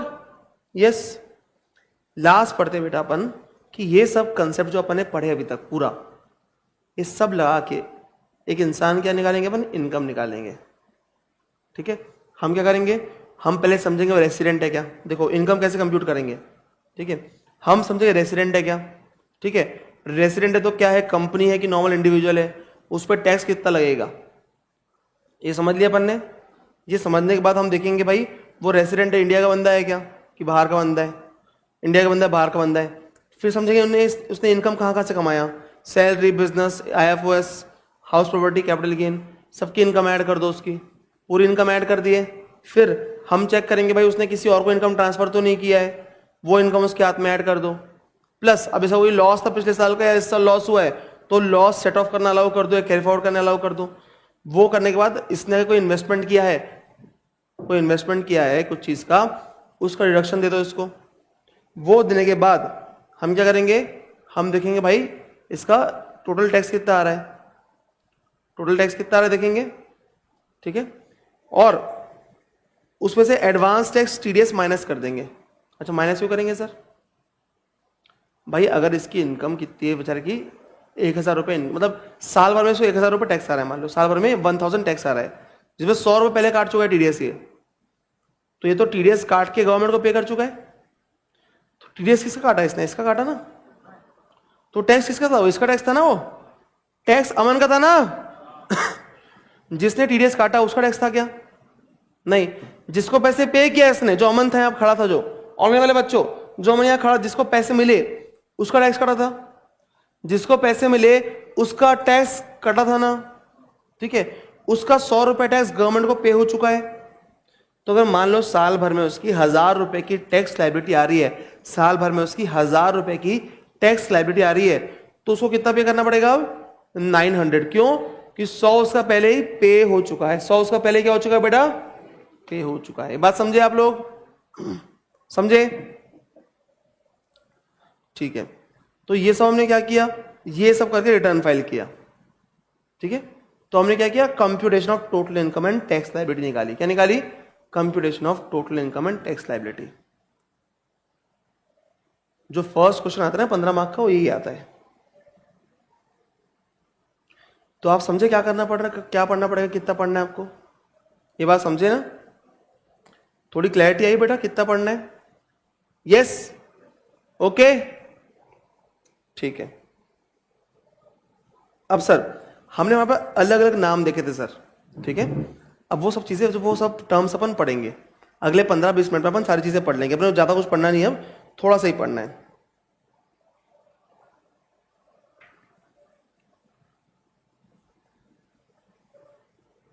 ठीक है, थोड़ा सा ही पढ़ना है। Sir income tax sir income tax act में और रूल्स में डिफरेंस क्या है सर? दो चीजें, income tax act, income tax rules, तो डिफरेंस क्या दोनों में? देखो सिंपल सी बात है। एक्ट पता है क्या होता है? एक्ट में लिखा है क्या करना है, ठीक है। आपको इसने इतनी इनकम कमाया तो इस पर टैक्स चार्ज करना है, ऐसा लिखा है एक्ट में कि अगर इसने बिजनेस की इनकम कमाया तो बिजनेस इनकम पे टैक्स चार्ज करना है। अब वो किस रेट पे चार्ज करना है कहां लिखा पता है? रूल्स में। तो क्या करना है लिखा है कहां में? एक्ट में। और कैसे करना है वो कहां लिखा है? रूल्स पे। अगर इनकम टैक्स एक्ट में क्या लिखा रहेगा कि कौन सी इनकम टैक्स होती है, बरोबर। अब इनकम टैक्स रूल्स में क्या लिखा रहेगा? किस रेट पर टैक्स लगेगा, ये रूल्स में लिखा होगा, right. Sir income tax return file करना पड़ता है 31 जुलाई इन प्रिस्क्राइब फॉर्म, ठीक है, ये लिख दिया एक्ट में। अब प्रिस्क्राइब फॉर्म कहां लिखा हुआ है? फॉर्म किस फॉर्म रिटर्न फाइल करना है, किस फॉर्म में इनकम टैक्स रिटर्न फाइल करना है, कहां लिखा होगा बेटा? रूल्स में लिखा होता है। बात समझे? इनकम टैक्स एक्ट में रूल्स में डिफरेंस समझा आपको, बरोबर। समय वो दो बातें लिखी हुई थी, नोटिफिकेशन, सर्कुलर। अब सर नोटिफिकेशन क्या होता है, सर्कुलर क्या होता है? तो जी देखो क्या हुआ, हमने क्या किया, हमने एक्ट बना दिया, रूल्स बना दिए, ठीक है, पर कोई पॉइंट ऐड करना भूल गए हम, गवर्नमेंट कोई पॉइंट ऐड करना भूल गई, तो गवर्नमेंट क्या करेगी, एक नोटिफिकेशन डालेगी, उसमें वो चीज़ नोटिफाई या ऐड कर देगी, ठीक है। तो गवर्नमेंट ने क्या किया, नोटिफाई या ऐड किया, जो चीज़ें वो ऐड करना भूल गए थे। इवन नोटिफिकेशन के थ्रू जो ऑलरेडी रूल बने हुए हैं ना, उसको चेंज भी कर सकते हैं अपन, या फिर नए रूल बना सकते हैं, और ठीक है। तो जो भी पॉइंट ऐड करना भूल गए हम क्या करेंगे, नोटिफिकेशन के थ्रू ऐड कर देंगे। अच्छा से नोटिफिकेशन जो ऐड किया हमने, ये किस किस को एप्लीकेबल रहेगा? दोनों को रहेगा, डिपार्टमेंट को भी रहेगा और असेसी को भी रहेगा। क्योंकि हम लोग बेसिकली नोटिफिकेशन क्या कर रहे हैं, हम एक्ट में चीजें ऐड कर रहे हैं। हम क्या कर रहे हैं, हम एक्ट में चीजें ऐड कर रहे हैं कि नहीं कर रहे, बरोबर। तो ये क्या रहेगा सर, इसमें दोनों पे एप्लीकेबल रहेगा, डिपार्टमेंट पे भी और एसएससी पे भी, राइट, डन। अच्छा सर, एक और चीज होती है सर्कुलर। सर्कुलर पता है क्या है कि देखो, अगर देखो डिपार्टमेंट ने कोई चीज इशू की, कोई नया रूल बनाया, नया लॉ बनाया, पर उसको ना जो ऑफिसर लोग हैं वो लोग ना सही से फॉलो नहीं कर पा रहे हैं, उसका मतलब समझ नहीं पा रहे हैं, तो डिपार्टमेंट क्या करता है पता है, डिपार्टमेंट ना इशू कर देता है एक सर्कुलर। मतलब जो सीबीडीटी है, सीबीडीटी क्या होता है बेटा, central board of direct taxes. क्या होता है, central board of direct taxes, वो ऊपर बैठता है, ऊपर एकदम ऊपर, CBDT, central board of direct taxes. ये इनकम टैक्स की हाईएस्ट अथॉरिटी है। ये वहां बैठ क्या करती है, सुपरवाइज करती है, लॉ मेकिंग करती है, लोग नीचे वाले ऑफिसर्स को बताती है, कमिश्नर लोग क्या करना है तुमको, इनकम टैक्स ऑफिसर्स को, कमिश्नर्स को, कि तुमको ये करना है, तुमको वो करना है। ये सब कौन करता है बेटा, ये CBDT, central board of direct taxes, ये बैठ के ऊपर करती है, बरोबर। तो ये लोग क्या बोलेंगे, यार ये लोग अच्छे से काम नहीं कर रहे, या फिर इन लोगों को डाउट्स आ रहे हैं, तो हम एक काम करते हैं, हम सर्कुलर इशू कर देते। क्या करते हैं, सर्कुलर। अच्छा, हमने सर्कुलर इशू किया किन लोगों के लिए, डिपार्टमेंट के लिए, ऑफिसर्स के लिए इशू किया। तो ये बाइंडिंग किस पे रहेगा, किसको एप्लीकेबल रहेगा, ये it is only binding on the department. ये किस पे बाइंडिंग रहेगा बेटा, सिर्फ डिपार्टमेंट पे। ये बात समझे आप लोग, पक्का। अच्छा सर, ये गाइडेंस है, मतलब गाइडेंस के लिए होता है ऑफिसर के, एसएससी के, ठीक है, ये सिर्फ डिपार्टमेंट में बाइंडिंग होता है। बट सर हम लोग एसएससी है, हम लोग, तो हम लोग के लिए कोई बेनिफिशियल सर्कुलर रहा अगर, तो उसका हम बेनिफिट ले सकते हैं क्या, हाँ, हम उसका एडवांटेज ले सकते हैं। कोई सर्कुलर, जैसे एक सर्कुलर आया जिसमें हमारा बेनिफिट है, ठीक है, तो हम क्या बोलेंगे, हम जहां जहां हमारा बेनिफिट है वहां पे उस सर्कुलर की मदद ले सकते हैं। पर हमको सर्कुलर फॉलो करना पड़ेगा, ऐसा कुछ नहीं है। सर्कुलर कौन फॉलो करेगा, डिपार्टमेंट फॉलो करेगा काम करने के लिए। बेसिकली उनकी काम में दिक्कत आ रही है ना, अब तुम पढ़ाई कर रहे हो, तुमको एक डाउट आ रहा है, एक चैप्टर में एक पॉइंट डाउट आ रहा है, ठीक है, तो मैं क्या कर दूंगा, मैं एक ऊपर से सर्कुलर इशू कर दूंगा, देखो भाई तुम जो ये पढ़ रहे हो ना, इसका मतलब ये है, इसमें ऐसा है, इसको ऐसा करना है। तो मैंने क्या किया, तुम्हारा वो प्रॉब्लम सॉल्व कर दिया। तो ये होता है सर्कुलर, समझे बात। अच्छा, legal decision of courts, case laws. से केस लॉज क्या होते हैं देखो भाई, ये जरूरी नहीं है कि हम हर चीज एक्ट में, लॉ में लिख दें। बहुत सारे केस हम नए नए होते हैं, बहुत चीजों पे नए डिस्प्यूट, नए पॉइंट खड़े होते हैं। जैसे एक केस लॉ था टाटा का, टाटा टी का केस लॉ था। क्या था कि यार देखो, वो उनकी जो चाय के बागान थे, चाय के बागान पता है, टी गार्डन्स, ठीक है, टी गार्डन्स थे, वहां पे ना गुंडे लोग आते थे, गुंडे लोग बोलते थे कि अगर तुम वसूली नहीं दोगे हमको अगर तुम पैसा नहीं दोगे हफ्ता, तो हम तुम्हारे गार्डन जला देंगे, ठीक है। अब टाटा जी ने क्या बोले कि यार इनको पैसे देना पड़ेगा, नहीं तो गार्डन जल जाएंगे, नुकसान हो जाएगा। तो टाटा जी ने क्या किए, उनको पैसे दिए, पर ये एक्सपेंस को अपने प्रॉफिट एंड लॉस में माइनस कर दिए, अपने प्रॉफिट एंड लॉस में अकाउंट में दिखा दिया कि भाई अमाउंट पेड टू वसूली भाई, ठीक है, अमाउंट पेड टू वसूली भाई। अब जब अमाउंट पेड टू वसूली भाई किया किनने, टाटा जी ने, तो जो मतलब इनकम टैक्स ऑफिसर होता है, उन्होंने बोला ये तो गलत बात है, ऐसा नहीं हो सकता।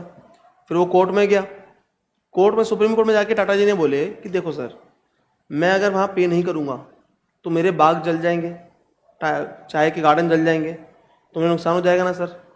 तो मेरे लिए नेसेसरी खर्चा है जो मुझे पे करना पड़ता है, तो ये खर्चा मुझे आप प्रॉफिट एंड लॉस में अलाउ करने दो, माइनस करने दो मेरी इनकम में से।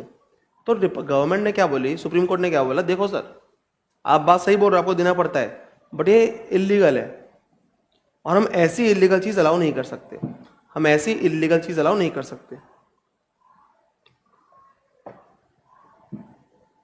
ठीक है। कौन है, कौन पढ़ा रहा है, काय का, एपेक्स क्या है, यूपीएससी वाले, हाँ। तो हम क्या बोलेंगे कि भाई सुप्रीम कोर्ट ने क्या बोला, सर देखो इलीगल खर्चा है तो इलीगल अलाउ नहीं हो सकता, गलत बात है। सुप्रीम कोर्ट ने वो एक्सपेंस बोल दिया हम ये अलाउ नहीं करेंगे, आप ये एक्सपेंस क्लेम नहीं कर सकते, ठीक है। तो अब ये बात कहीं लॉ में लिखी नहीं थी, लॉ में लिख रही है ये बात क्या कहीं नहीं, क्योंकि ये पॉइंट सोचा ही नहीं किसी ने जब एक्ट बना रहे थे हम। तो जब पॉइंट आया ना बेटा, ये जब सुप्रीम कोर्ट ने डिसीजन पास किया तो हमने एक्ट में ये पॉइंट इंक्लूड किया सेक्शन 37 में, ठीक है। पहले हमने 2-3 साल ये लीगल डिसीजन ऑफ कोर्ट को मतलब इसको रेफरेंस लेके ऐसे केसेस सॉल्व किए पूरे, उसके बाद हमने लॉ में इंक्लूड कर दिया सेक्शन 37 में। आप पढ़ोगे बिजनेस वाले चैप्टर में पीजीबीपी में कि सर इलीगल एक्सपेंडिचर आपको अलाउड नहीं रहेगा एज अ डिडक्शन, ठीक है। तो लीगल डिसीजन ऑफ कोर्ट बहुत इंपॉर्टेंट है, राइट, ठीक है। अच्छा, अब बेटा आप बहुत जगह ना प्रोविजन पढ़ोगे पूरे इनकम टैक्स, प्रोविजन ये बोलता है, प्रोविजन वो बोलता है। तो प्रोविजन मतलब क्या होता है, what do mean by provision? तो देखो भाई, प्रोविजन मतलब सिंपल सी बात है, जो बात लिखी हुई है वो प्रोविजन है। जो बात लिखी हुई, जो करना है ये करना पड़ता है, इसमें ऐसा होता है, ऐसा लिखा है कि इनकम टैक्स में सेक्शन 2 में ये होता है, तो जो लिखा है ये बात, ये प्रोविजन है, ठीक है। तो in any law provision refers to the specific clause, section और part of legal document that lays down a rule, requirement और कंडीशन। कोई भी रूल लिखा है, कोई भी रिक्वायरमेंट लिखी, कंडीशन लिखी, तो वो प्रोविजन है, ठीक है। In simple terms a provision is a rule written in law that must be followed. Provision क्या है कि एक रूल लिखा है कि ये फॉलो करना पड़ेगा, तो प्रोविजन है। मतलब अगर मान लो सेक्शन में जैसे ये लिखा है, क्या बोलते हैं कि इलीगल एक्सपेंडिचर अलाउड नहीं है, तो ये भी क्या है, एक प्रोविजन है। एक एग्जांपल देता हूं, मैंने तुमको, आप स्कूल जाते थे आप लोग, स्कूल में एक रूल है क्या कि आपको स्कूल यूनिफॉर्म पहन के आना पड़ेगा, तो ये क्या हो गया, रूल, प्रोविजन है ये, ठीक है। तो कोई भी बात जो लिखी है लॉ में कि ये कोई भी सेंटेंस, कोई भी लॉ में जो भी बात लिखी है वो प्रोविजन होता है बेटा। ये बात समझे क्या? यस। अच्छा देखो सर, इनकम टैक्स अपना जो फॉलो करते हैं अपन, कौन सा एक्ट फॉलो करते हैं बेटा, 1961 वाला। कौन सा? 1961 वाला। उसके पहले सब नहीं आया था क्या? इनकम टैक्स आया था, सबसे पहले आया था बेटा 1860 में। अपना फर्स्ट वॉर ऑफ इंडिपेंडेंस कब हुआ था? 1857। याद है तुमको? 1857 पढ़े हो हिस्ट्री में क्या? First war of independence, sepoy mutiny, ठीक है। तो उसमें क्या हुआ था कि ब्रिटिश गवर्नमेंट को बहुत नुकसान हुआ। 2 साल चला वो, 1857 से 1859। कब चला? 1857 से लेके 1859। तो ब्रिटिश गवर्नमेंट को बहुत नुकसान हुआ, तो ब्रिटिश गवर्नमेंट ने क्या की, 1860 में एक टैक्स लेके आ गई, इंडियन इनकम टैक्स एक्ट, और वहां से आपसे टैक्स वसूल करने लग गए इन लोग। फिर नया एक्ट आया 1886 में, फिर आया 1918 में, फिर आया 1922 में, और फिर आखिरी एक्ट जो आया, जो इंडिपेंडेंस के बाद पहला एक्ट आया, वो कब आया बेटा? 1961 में। कब आया बेटा? 1961 में, जो हम लोग अभी तक फॉलो करते हैं, ठीक है। तो जो इनकम टैक्स एक्ट है ना सर, वो सितंबर 1961 में पास हुआ था, ठीक है। But it came into force on 1 April 1962। Sir हम लोग को इनकम टैक्स एक्ट 1961 बोलते हैं, तो 1962 से एप्लीकेबल कैसे हुआ? क्या? हाँ,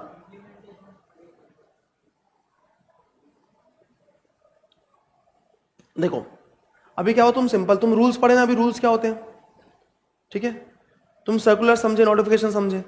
अब होता क्या बेटा, हुआ क्या, देखो कि 1961 सितंबर में एक्ट हमारा पास हो गया, ठीक है। बट सर साल के बीच में अपन अप्लाई कैसे करते हैं इसको? ऑलरेडी साल भर, जो सितंबर तक हम लोग ने पुराना इनकम टैक्स एक्ट फॉलो कर रहे थे 1922 वाला, अगर हम बीच में लेके आते तो लोग कंफ्यूज हो जाते, ठीक है। लोगों के लिए बहुत कंफ्यूजिंग होता। प्लस 2 बार टैक्स लग सकता था, एक बार पुराने एक्ट में, एक बार नए एक्ट में, ठीक है। प्लस हमने जब एक्ट लाए बेटा, तो हम लोग को टाइम चाहिए ना उसके रूल्स बनाने के लिए, सर्कुलर्स बनाने के लिए, नोटिफिकेशन बनाने के लिए, प्लस जो उस टाइम के इनकम टैक्स ऑफिसर्स थे उनको ट्रेन करने के लिए कि नया एक्ट में क्या होने वाला है। ये नया एक्ट बेटा अपन ने पहली बार अपन ने बनाया था फर्स्ट आफ्टर इंडिपेंडेंस, तो तो ये हमारे हिसाब से था, तो हमारे इनकम टैक्स ऑफिसर को ट्रेन करना था, प्लस लोगों तक इन्फॉर्मेशन पहुंचानी थी, उसके टाइम चाहिए था। ठीक है, और 1922 से 1961 के एक्ट में स्मूथ ट्रांजिशन के लिए हमने क्या किया कि टाइम लिया कि चलो 6 महीने टाइम लेते हैं अपन और 1962 से स्टार्ट करते हैं, इसलिए it came into force on 1 अप्रैल 1962। बात समझी? अब इसमें 298 सेक्शन 14 शेड्यूल्स है, 298 सेक्शंस 14 शेड्यूल्स है, बरोबर। अब ये एक्ट ना एक्सटेंड होता है बेटा होल ऑफ इंडिया में, कहा? पूरे इंडिया में लगता है, ये पूरे इंडिया में लगता है, बरोबर। अब सर आपने सुना होगा sir section, sub section, clause, ये तो सुना होगा आपने, उसका मतलब क्या होता है बताऊं? देखो ये लिखा है सेक्शन 222E, तो ये लिखा है 2 section 2 sub section 22 clause E। ठीक है, सेक्शन आता है, फिर सब सेक्शन, फिर क्लॉज, फिर सब क्लॉज। ठीक है, ओके। अच्छा सर, सेक्शन और सब सेक्शन जब आता है, कई जगह ऐसा भी होता है कि सेक्शन और सब सेक्शन लिखा होता है, कई जगह क्या होता है सेक्शन और सब सेक्शन लिखा होता है, कई जगह होता है सेक्शन और क्लॉज लिखा होता है। तुमको पता है 2 क्लॉज 10, 2 क्लॉज 11, 10 क्लॉज 1, 10 क्लॉज 2, मतलब सब सेक्शन आए भी नहीं क्लॉज आ जाता है। तो यहां तो क्या किया हमने, सेक्शन सब सेक्शन क्लॉज लेके आए हम, बरोबर। बट कई जगह क्या होता है सेक्शन डायरेक्टली क्लॉज आता है, ऐसा क्यों होता है? तो देखो सब सेक्शन कब आता है, when all parts of the section, when each sub section is related to each other. क्या? Related to each other. मैं बोल रहा हूं सेक्शन 5 में 2 सब सेक्शन है, क्या क्या? Section sub section 5(1), sub section 5(2), 1 और 2, sub section 1, sub section 2। Sub section 5 क्या बोलता है? About scope of total income. क्या बोलता है बेटा? Scope of total income. ठीक है, स्कोप ऑफ टोटल इनकम। ठीक है, अच्छा उसमें सर, उसमें सेक्शन 5 का सब सेक्शन 1 क्या बोलता है? Scope of total income of resident, और सब सेक्शन 2 क्या बोलता है? Scope of total income of non resident. इसका मतलब क्या है कि सर अगर दोनों को मिलाए तो अपना पूरा सेक्शन बन रहा है ना, कंप्लीट सेक्शन। ठीक है, बात हुई है स्कोप ऑफ टोटल इनकम की, उसमें एक सबसेक्शन क्या बोल रहा है? रेसिडेंट के बारे में, एक किस बारे में बोल रहा है? एनआर के बारे में। तो इन दोनों मिला के अगर दोनों को साथ में मिलाया तो पूरा कंप्लीट सेक्शन बन रहा है ना, बरोबर। ये दोनों एक दूसरे से रिलेटेड है, यस, और दोनों मिलके क्या बन रहे हैं? दोनों मिलके कंप्लीट सेक्शन बना रहे हैं बेटा, बरोबर। बट क्लॉज में ऐसा नहीं होता। क्लॉज में क्या होता है? क्लॉज में हर एक clause independent of each other रहता है, and they are not related to each other, they are not related to each other. ठीक है, डन। जैसे सेक्शन 10 है, वहां पे एग्जेम्पशन दिया है, बहुत सारी इनकम एग्जेम्प्ट होती है।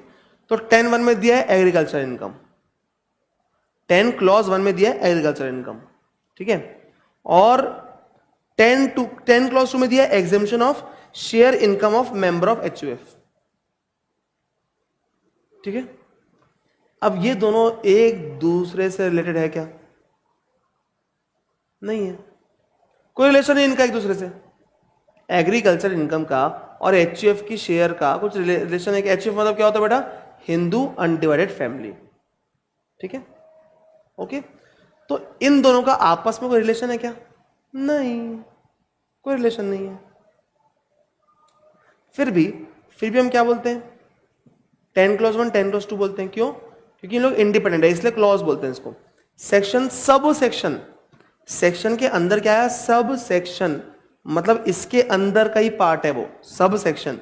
क्लॉज मतलब ये लोग इंडिपेंडेंट है। क्लॉज 1, क्लॉज 2, क्लॉज 3, इन लोग का आपस में कोई रिलेशन नहीं है। बात समझे? बात समझे क्या बेटा? अच्छा सब, प्रोविजो क्या होता है? Proviso, what is do you mean by proviso? Proviso लिखा होता है। प्रोविजो मतलब क्या पता है? Condition, exception. मैंने बोला तुम डीटी में 50 में से 40+ लेके आओगे,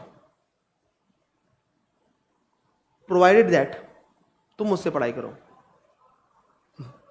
मैंने क्या डाल दी? मैंने कंडीशन डाल दी, मैंने एक्सेप्शन डाल दिया ना एक।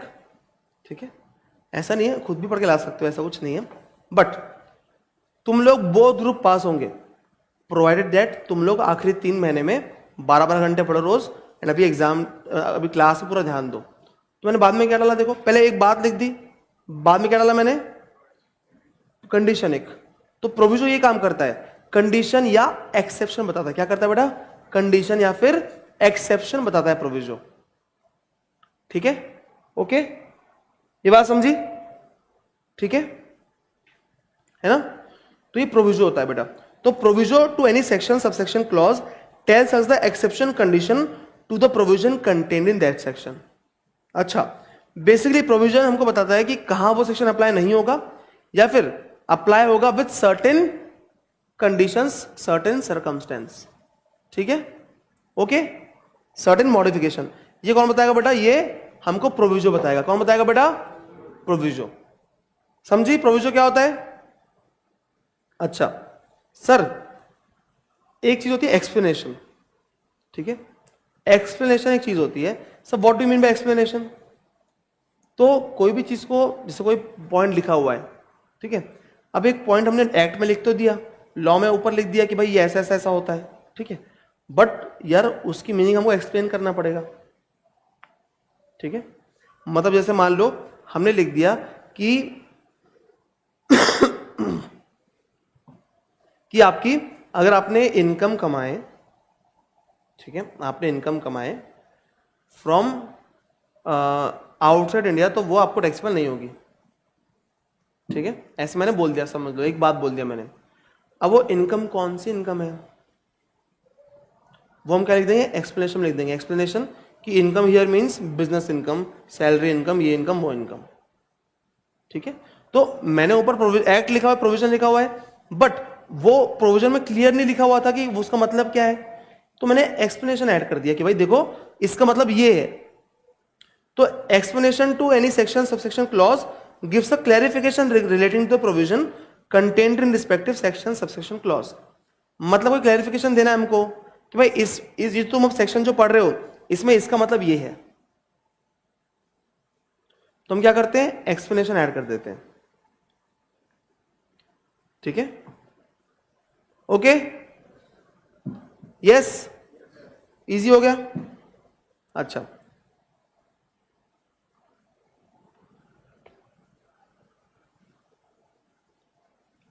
अब बेटा आप समझो प्रीवियस ईयर और असेसमेंट ईयर मतलब क्या होता है। What do you mean by previous year और असेसमेंट ईयर। तो देखो मैं आपको एकदम आसान भाषा में समझाता हूं। ठीक है, शुभम सर आ गए क्या, आ गए। कितने बजे स्टार्ट कर रहे हैं वो, पूछो तो एक बार। शुभम सर कितने बजे स्टार्ट कर रहे हैं, 9:45 स्टार्ट कर रहे हैं क्या। अच्छा ठीक है, मैं 5 मिनट में दे रहा हूँ, 2 मिनट में दे रहा हूँ। ठीक है, ठीक है, एक बात समझ लो बेटा, प्रीवियस ईयर और असेसमेंट ईयर। बेटा प्रीवियस ईयर और असेसमेंट ईयर क्या होता है बेटा, देखो मैं इनकम जिस साल कमा रहा हूं वो क्या होगा, प्रीवियस ईयर। मैं जिस साल इनकम कमा रहा हूं वो क्या होता है बेटा, प्रीवियस ईयर। और उस इनकम पे जिस साल टैक्स पे कर रहा हूं वो क्या होता है, असेसमेंट ईयर। मैं जिस साल इनकम कमा रहा हूं वो क्या होगा बेटा, प्रीवियस ईयर, और उसका टैक्स जिस साल में भर रहा हूं वो क्या होता है बेटा, असेसमेंट ईयर। तो मैं मान लो अगर इनकम कमा रहा हूं इस साल 24-25 में, तो उसको क्या बोलेंगे हम, प्रीवियस ईयर 24-25। अब इसका मैं टैक्स का भरूंगा अगले साल जुलाई में, तो हम क्या बोलेंगे, असेसमेंट ईयर 25-26, 25-26। ये बात समझे आप लोग, ये बात समझे ना। ठीक है, अच्छा सर असेसमेंट ईयर जो होता है बेटा 12 मंथ्स का होता है, हमेशा 12 मंथ्स का, और हमेशा 1 अप्रैल से स्टार्ट होता है। ठीक है, but previous year come time का हो सकता है। कैसे, मान लो मैंने अगस्त में बिजनेस स्टार्ट किया, 1 अगस्त को, 1 अगस्त 24 को मैंने बिजनेस स्टार्ट किया, तो मेरा प्रीवियस ईयर स्टार्ट कब से होगा, 1/8/24 से लेके 31 मार्च 25 तक। बट मेरा असेसमेंट ईयर कब होगा, 1 अप्रैल 25 से लेके 31 मार्च 26। असेसमेंट ईयर हमेशा 12 मंथ्स का रहेगा, बट प्रीवियस ईयर 8 महीने, मतलब कितने महीने का भी हो सकता है, जब से आप नया बिजनेस स्टार्ट करोगे। ये बात समझे, ठीक है।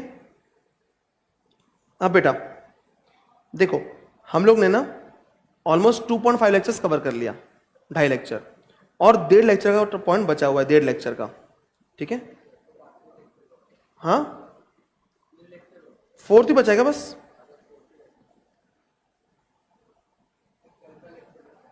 सिर्फ कल का बचा है ना। ये बजट वाला मैंने कल बताया था क्या बेटा कि पहले बताया था? बजट वाला पहले बताया था क्या? तो देखो थर्ड लेक्चर का तुमको आधे एक घंटे का देखना पड़ेगा आखिरी, बरोबर है ना, और फोर्थ लेक्चर देखना पड़ेगा। इतना आपने देख लिया तो आप कल से मेरी क्लास रन कर सकते हो, ठीक है? हाँ, कल सिर्फ 3 डेफिनेशन कराई ना,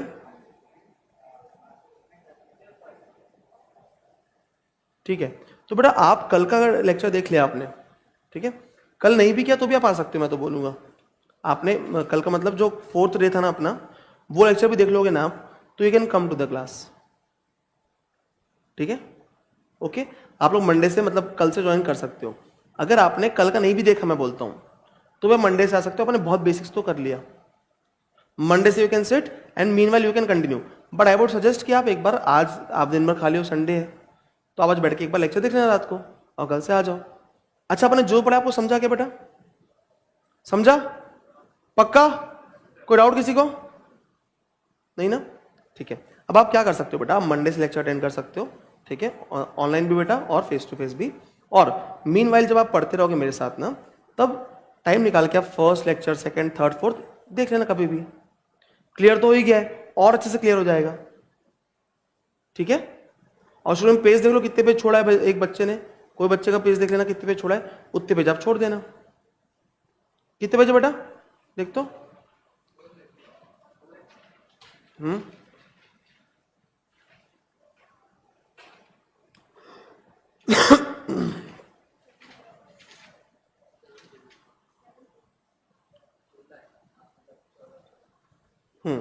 तो 16 पेज छोड़ा है बच्चे ने, तो 16 के आसपास छोड़ सकते, 16-17 पेज छोड़ दोगे तो आप कल से आके लिख सकते हो मेरे साथ, ठीक है